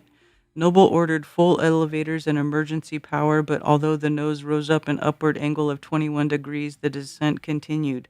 Noble ordered Foreman Rigger Renato Alessandri to the tail of the envelope to check the automatic gas valves. Shortly afterwards, realizing that a crash was unavoidable, Noble ordered the engines at full stop and the cutting of electrical power to prevent a fire on impact. However, the port engine engineer failed to notice the order, and the ship began to bank. At the same time, Noble ordered somebody to dump the ballast chain, but he was unable to carry out the order in time, owing to the steep angle of the floor and the secure way in which the chain was lashed. Seconds later, the airship's control car hit the jagged ice, smashing open, and was torn from the keel. Suddenly relieved of the weight of the gondola, the envelope of the ship began to rise, with a gaping tear in the keel and part of one cabin wall still attached. Dang, man.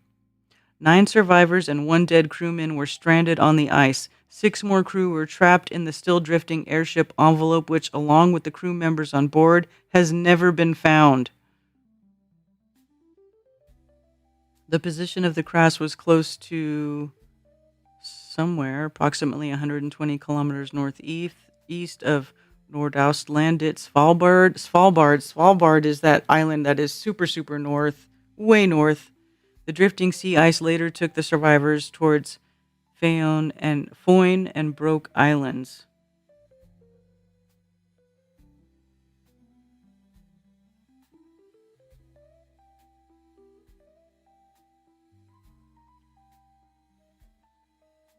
I'm surprised they found any of these people. They had pemmican. That's funny.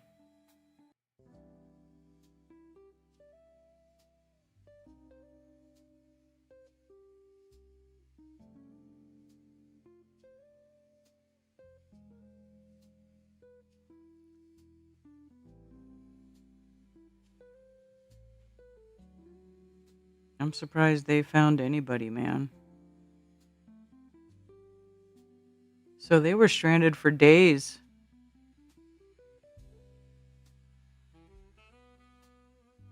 Heads for the rescue. So it crashed on the 28th? Or no, 25th. Italia crashed on the 25th, and they don't get picked up until sometime in June. June 16th, icebreaker Krasen, equipped with 1 Junkers YG on board, heads for the rescue.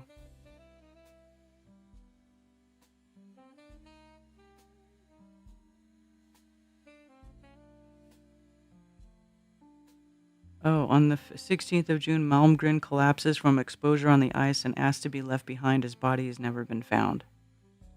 Roald Amundsen with 5 others disappear on a flight to Spitzenberg to aid in the rescue operations. Captain Gennaro Sora of the Italian Alpini defies orders and sets off by sled with Arctic explorers. Wow, so they really had to go through a lot to try to rescue these guys.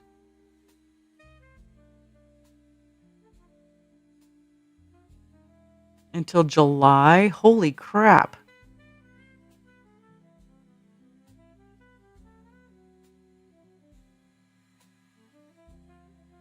Dude, what a nightmare. I would never, you know what? After seeing these, I'm going to tell you what I would never want to go on any sort of intercontinental travel on any type of airship. No freaking way, dude. No way.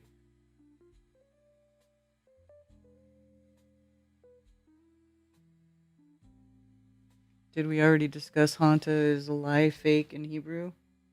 No, we did not really discuss that, but we know it's, but hey, DJ Curious. Redondo Rocket.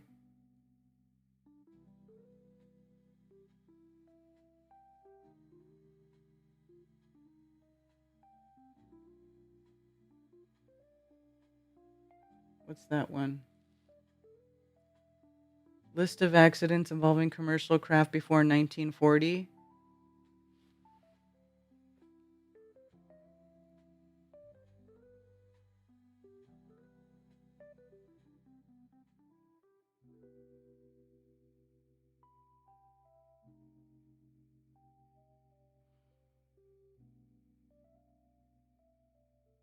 A Goodyear dirigible in 1919.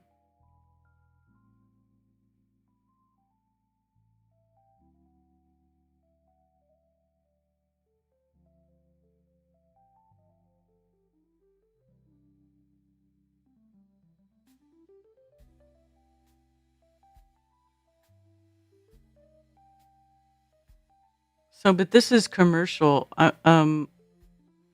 I would like to know,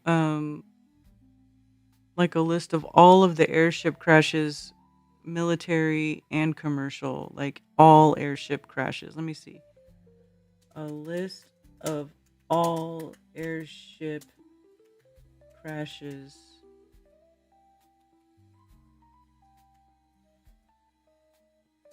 Including commercial and military. List of airship accidents.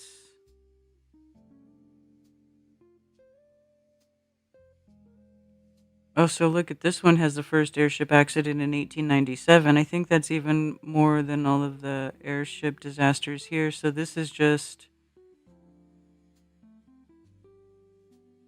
yeah. Actually, it even says it's a partial list of hydrogen inflated ships. This is just a partial list. So let's see. List of airship disasters. 1897. 1902. Look at all of these, dude.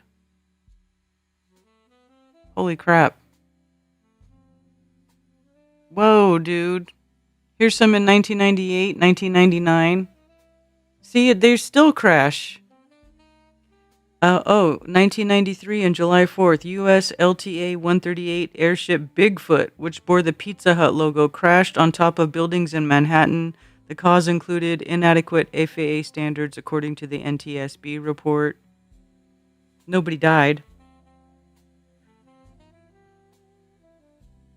Airship crashes in Germany in 1994. 2 people died.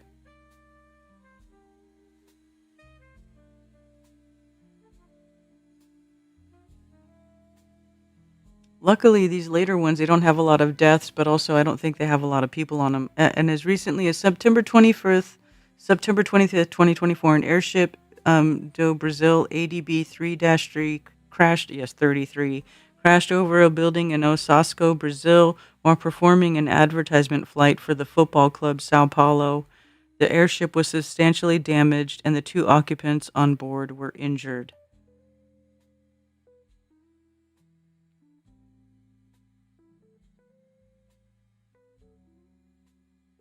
(1944) U.S. Navy blimp K-34 crashes off the coast of the state of Georgia, killing 2 of the 11 crewmen. A Navy blimp's fuel tanks explode over Santa Ana, California, killing 8 of the crew of 9 in May 3rd of 1945. I don't know, dude. There's a lot of accidents here. The following is a partial list of airship accidents. See, this isn't even complete. And this has more than the other one. Not included in this list are airships shot down or otherwise lost to military action. See, they're not even including the military ships in this.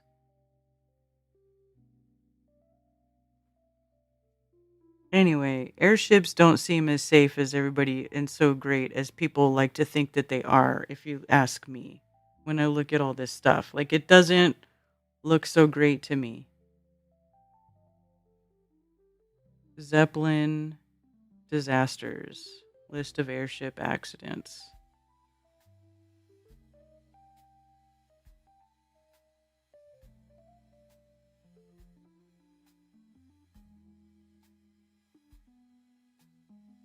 See? 1937. Here's the Hindenburg. Okay. And then they keep happening. Then there's more stuff. U.S. Navy blimps G1 and G2 collide in midair. During the flight, giving it the name the Ghost Blimp, the 2 experienced crew of the U.S. Navy blimp L8 disappeared without explanation. A year after their disappearance, the pilots were official. Whoa, dude. This is kind of crazy. What's this? In the 16th of August of 1942, during the flight giving it the name the Ghost Blimp, the 2 experienced crew of the U.S. Navy blimp L8 disappeared without explanation. A year after their disappearance, the pilots were officially declared dead. What happened to the pilots, dude? Is that wild?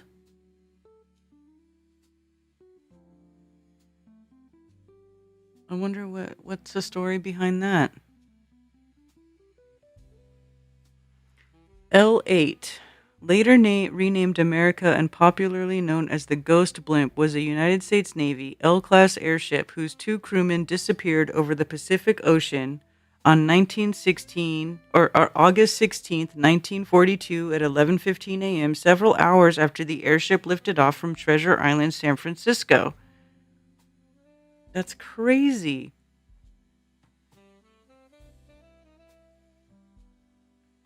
California, L8 reappeared off the shore of Ocean Beach near Fort Funston. L8 briefly made contact with the ground at Ocean Beach, causing damage to the airship, then drifted over San Francisco and crashed on Bellevue Avenue in Daly City. No traces of its crewmen, Lieutenant Ernst DeWitt Cody and Ensign Charles Adams, have ever been found. That's crazy. Abandoned L8 floating over San Francisco after the disappearance of its crew and showing damage sustained from impacting the ground at Ocean Beach. That's wild, you guys. What happened to the crew? They disappeared.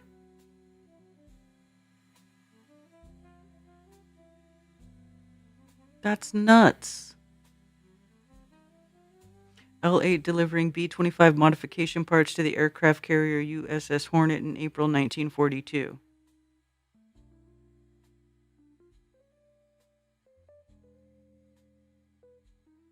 L8's gondola at the National Naval Aviation Museum.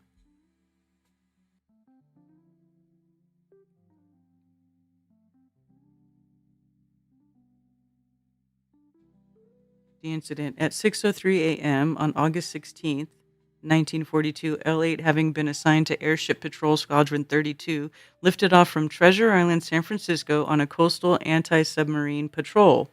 Its scheduled route would have taken the airship over the Farallon Islands, Point Reyes, and the locality of Montera before circling back towards the Golden Gate Bridge.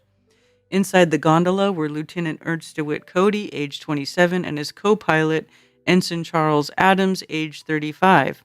It was Adams' first flight as a commissioned officer.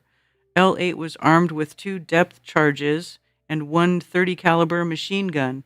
At the time of the incident, the airship had made 1,092 previous trips without incident and had recently been inspected. Conditions on the morning of the flight were clear. This is crazy. At 7:38 a.m., L8's crew radioed to Treasure Island and reported observing an oil slick 4 miles off the coast of the Farallon Islands. A Liberty ship and a fishing boat in the area both witnessed L8 descending to within 30 feet of the ocean surface and circling the oil slick. This would constitute the last confirmed sighting of the airship with the crew aboard. Controllers at Treasure Island lost contact with the crew at 8:50 a.m.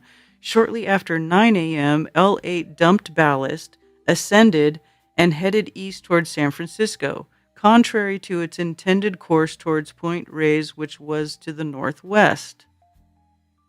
At 11:15 a.m., L8 reappeared off the coast of Ocean Beach near Fort Funston and drifted towards the coastline at a low elevation. The airship touched down on the beach where 2 surf fishermen tried to hold it down by its mooring ropes. Upon looking inside the gondola, the fishermen observed that no crew were inside. As the fishermen were unable to hold the airship down any longer, they released it and the ship rose briefly into the air before running into a sloping cliff, causing damage to its starboard propeller and dislodging 1 depth charge, relieving it of enough weight to gain altitude. An automatic valve inside L8 was opened and began releasing helium gas, causing the weight of the gondola to give the envelope a sagging V-shape appearance as it deflated. L8 drifted inland over the Olympic Club golf course and Mission Street, attracting the attention of a large crowd of onlookers who followed its journey. Floating over San Francisco's Crocker Amazon neighborhood, the airship lost elevation and began scraping telephone poles and residential houses. L8 finally crashed in the street in front of a house at 419 Bellevue Avenue, Daly City. Daly City is just it's the little city just south of South San Francisco. So there's like San Francisco right there on the tip of the peninsula, and then South San Francisco, and then Daly City.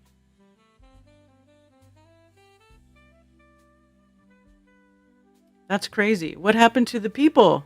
What happened to the dudes? Sounds like a Twilight Zone episode, doesn't it, Sue? 0 lawsuits from Hindenburg? I don't know.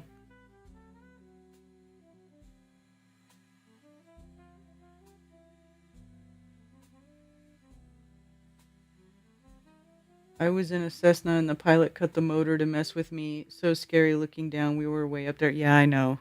They do that to pilots where they're training them all the time. They cut the engine. Dang pimp blimp.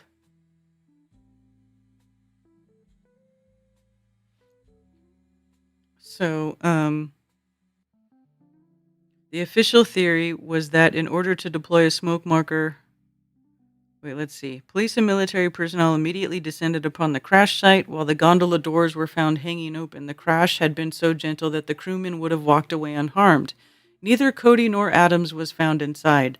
Searches of the coastline from air, land, and sea found no trace of the missing pilots, and the search was abandoned on August 18th. Authorities initially theorized that Cody and Adams had bailed out of L8 over the ocean, but all 3 parachutes and a rubber life raft were found aboard the gondola. Dude, this is crazy. Furthermore, the airship's radio and engines were switched on and no distress transmissions had been sent, indicating that the crewman's disappearance had been abrupt. A board of investigation convened by the Navy could only determine that the L8 had not been shot down, burned, or made contact with the ocean, and that Cody and Adams had not engaged in misconduct. Cody and Adams were declared legally dead in 1943. Dude, that's wild. The official theory was that in order to deploy a smoke marker at the site of the oil slick, one crew member had opened the rear hatch of the gondola. He then slipped and, dangling from the hatch, shouted for assistance. When the other crew member attempted rescue, both pilots fell into the ocean. The sudden loss of weight would have caused the derelict L8 to gain altitude. Outside of official circles, various scenarios were immediately put forward attempting to explain the circumstances of the blimp's mysterious flight. This included speculation that the 2 men had either been captured by the crew of Japanese submarine or had defected to Japan, that their disappearance was the result of an elaborate desertion scheme gone awry, or other more outlandish scenarios such as an alien abduction. Right? That's crazy. The L8 was quickly repaired and returned to service following the incident. After the war, the gondola was sold back to Goodyear and in 1969 became America N10A as part of the company's advertising blimp fleet until it was retired in 1982. The gondola was then repainted back to its L8 markings and given to the National Aviation Museum in Pensacola, Florida, where it sits on static display. Dude, that's wild.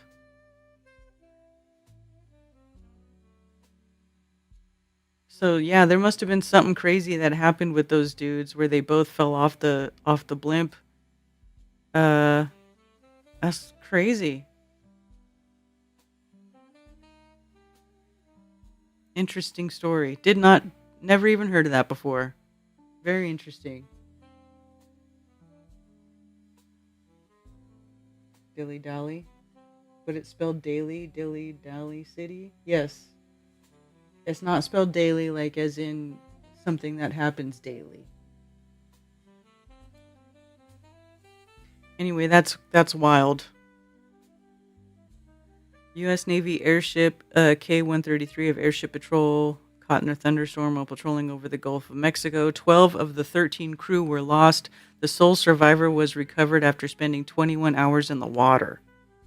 To hell with that, man. After accident or machine gun fire from a U-boat, Navy blimp K-14 crashes off of Maine. I don't know. I mean, they're big and slow moving. I would consider these to be very easy targets of machine guns, and by this time you're starting to get smaller, faster airplanes being built, right? So like you got this big blimp that's like it's like a floating target. I don't know. I just think it's painfully obvious that these are not a superior form of travel. They probably look fun. It's probably, cool to be just floating up there and floating around kind of slow like a controlled hot air balloon with like a coffee shop in it. But Man, I would not want to be riding in this thing over the ocean. No freaking way. No way. No way, Jose. Hey, in May 4th, 2012, an Israeli spy blimp crashed when a crop duster struck its side. Say what now? An Israeli spy blimp? Come on.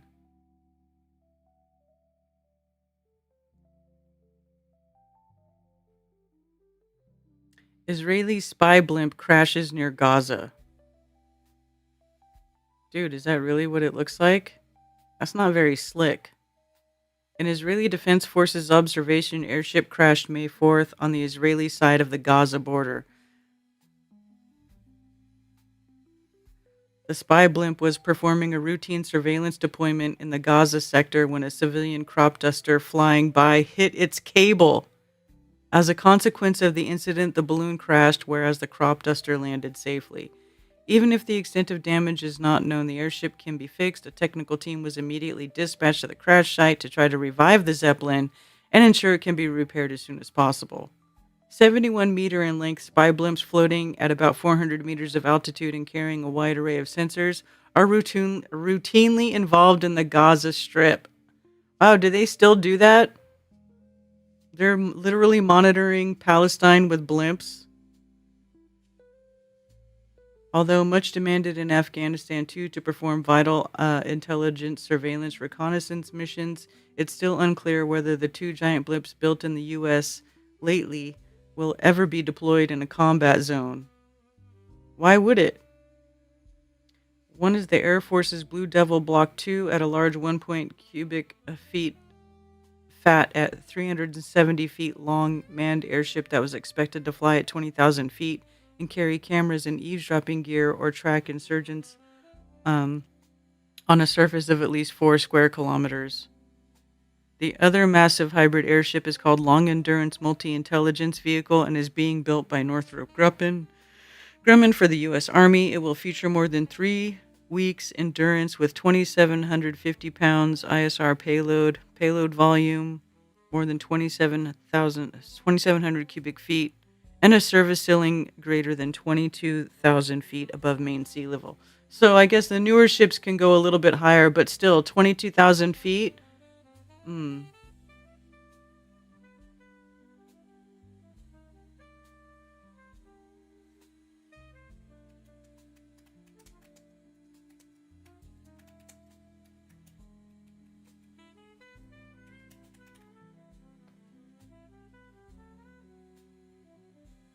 How high to fly above the weather?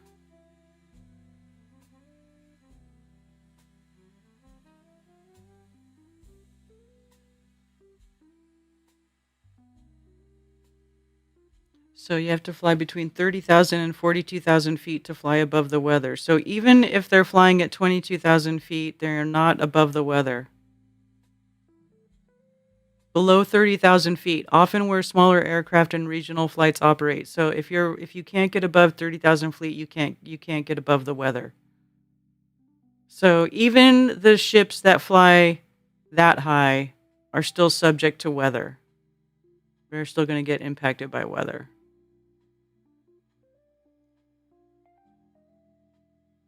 Both were expected to start flight testing in 2012. However, the Blue Devil could soon be canceled because of the ever-growing program costs, along with the Air Force's reluctant approach to the slow-moving platform. Even if there's a plan to equip the giant Air Force blimp with missiles and use it for homeland security purposes as a flying lethal big brother, whereas LEMV's acceptance a long-durance flight and Army Joint Military Utility Assessment in Afghanistan were delayed as a consequence of technical setbacks because it's not efficient. It's just not an efficient platform to use. I know that there's a lot of people trying to develop new stuff with the blimps, but I just don't think it's an efficient platform.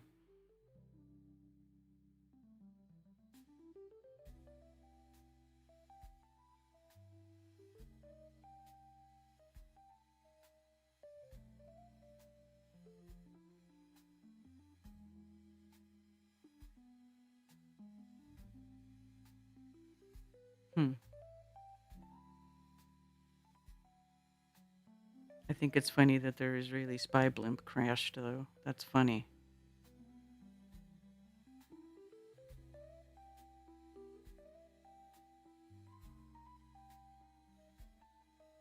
See, so every list has different accidents on it. They don't. There's nothing that is like everything all in one. So that's kind of interesting. You can't really find a complete um, list.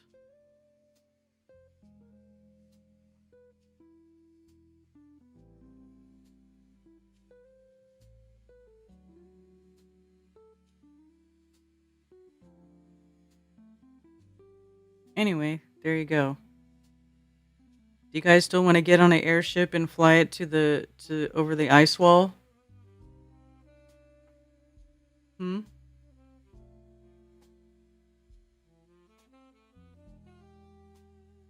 Karen, this is one old way I don't want to go back to. Right? I'm not okay. I'm good. All right, Artez, you have a good dinner. Drone wherefore? Exactly. I'm good on blimping. Exactly. Thank you. I'm good on the blimp too. When you going to see Sully's plane? I don't know. Maybe after school's out.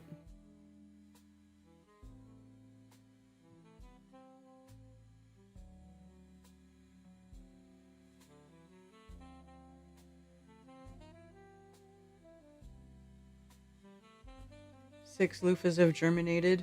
4 inches tall now. Oh, nice. Nice, Scooter. I don't think even any of Ted's loofahs have sprouted yet, but he planted them directly into the dirt.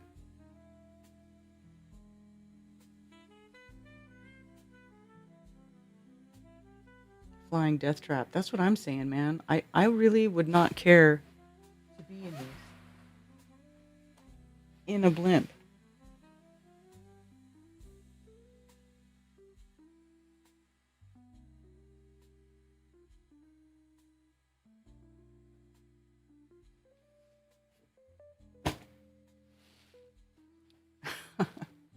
All right, you guys, it's 1:45. I think I should wrap it up. Yeah. I mean, we could talk more about airships if you want. Again, I just think it's so funny. Like, nobody ever talks about this stuff. When you see people posting about it online, they're just like, it's free energy, and yeah, it's being stolen. It was stolen from us. It was a superior technology. Actually, I saw that on X, and some flat Earth account was posting about it too. And I'm like, this is why nobody takes flat earthers seriously. This is why. Yeah, this account right here keeps posting bullshit.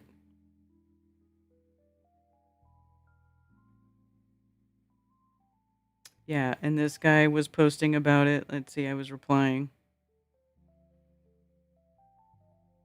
Did you know that almost 100 years before the Wright brothers invented flying, there were airships? Airships don't use gas or electricity. They run on free energy. Dur, dur, dur. And I'm like, oh my God. You guys, please stop. Please stop.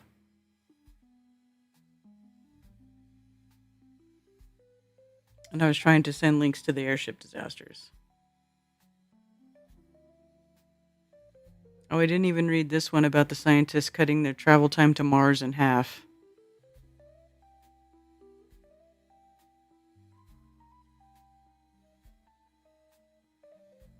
Reseed everywhere every year.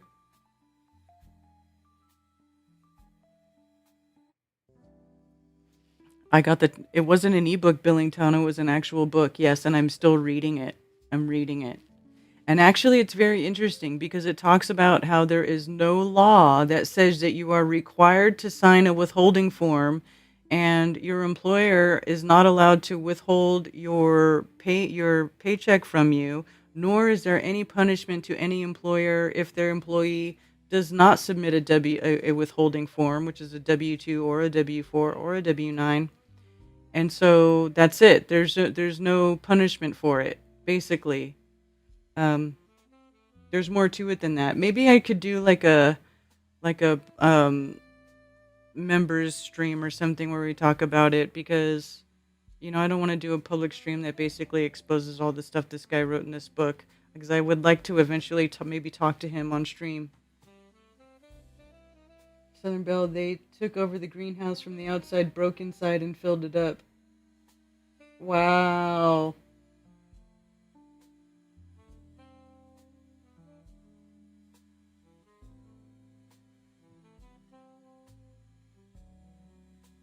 But yes, Billingtano, I did get it. And I'm still reading it because it's kind of a heavy read, but I did start reading it. He's got these 2 smaller books that talk about stuff, but yes, I did get it. So we'll have to do a talk about that too. Yes. All right, you guys, but I'm gonna get going. I gotta go, do stuff. And my mom's still here. I'm gonna go hang out with my mom and maybe do some more cleaning around the house because we made a big mess in the house this weekend. Anyways. But I do recommend you guys watching that guy's videos. Check it out. And if you feel so inclined to order his book pack, I highly recommend it. But yes, let's do it. Let me see let me think about when I can do a stream for that. All right, you guys. Thank you for joining me for another fun episode of Coffee Talk, and I will see you all next time. Have a wonderful day. Peace. The earth, but I'm not spinning at all. Hi, Haley, I'm spinning at 120 miles per hour. How about you, Zach? I am spinning at 1,000 miles per hour, but I don't feel it. Oh, fuck. Have you ever been let down by family and friends just because you don't fit their version of acceptable? Ever felt that you carry an inner fire when the world keeps trying to smother? Then listen closely, because there is a place for you. Once a year, hidden in the Colorado mountains, something awakens. A gathering that hums with life, a pulse felt by those who've never truly belonged anywhere else. Music slips through the night air, laughter rolls across the open fields, and a massive bonfire casts its glow on the faces of old and new misfits from across the realm. This isn't just an event, it's a refuge in the night, a rebirth in the mountains, where lost souls find a light, a laid-back escape where the good ones meet. Cold drinks in their hands, stars under their feet. The music rises, the laughter grows, and the fire sparks stories nobody else knows. Connections made in the glow of the flame. Strangers who'll never be strangers again. It's where the outcasts become a tribe, where the broken hearts revive, where the world feels far away, and the soul learns how to stay in the firelight. We heal our pain, so come on home to jam in the plane.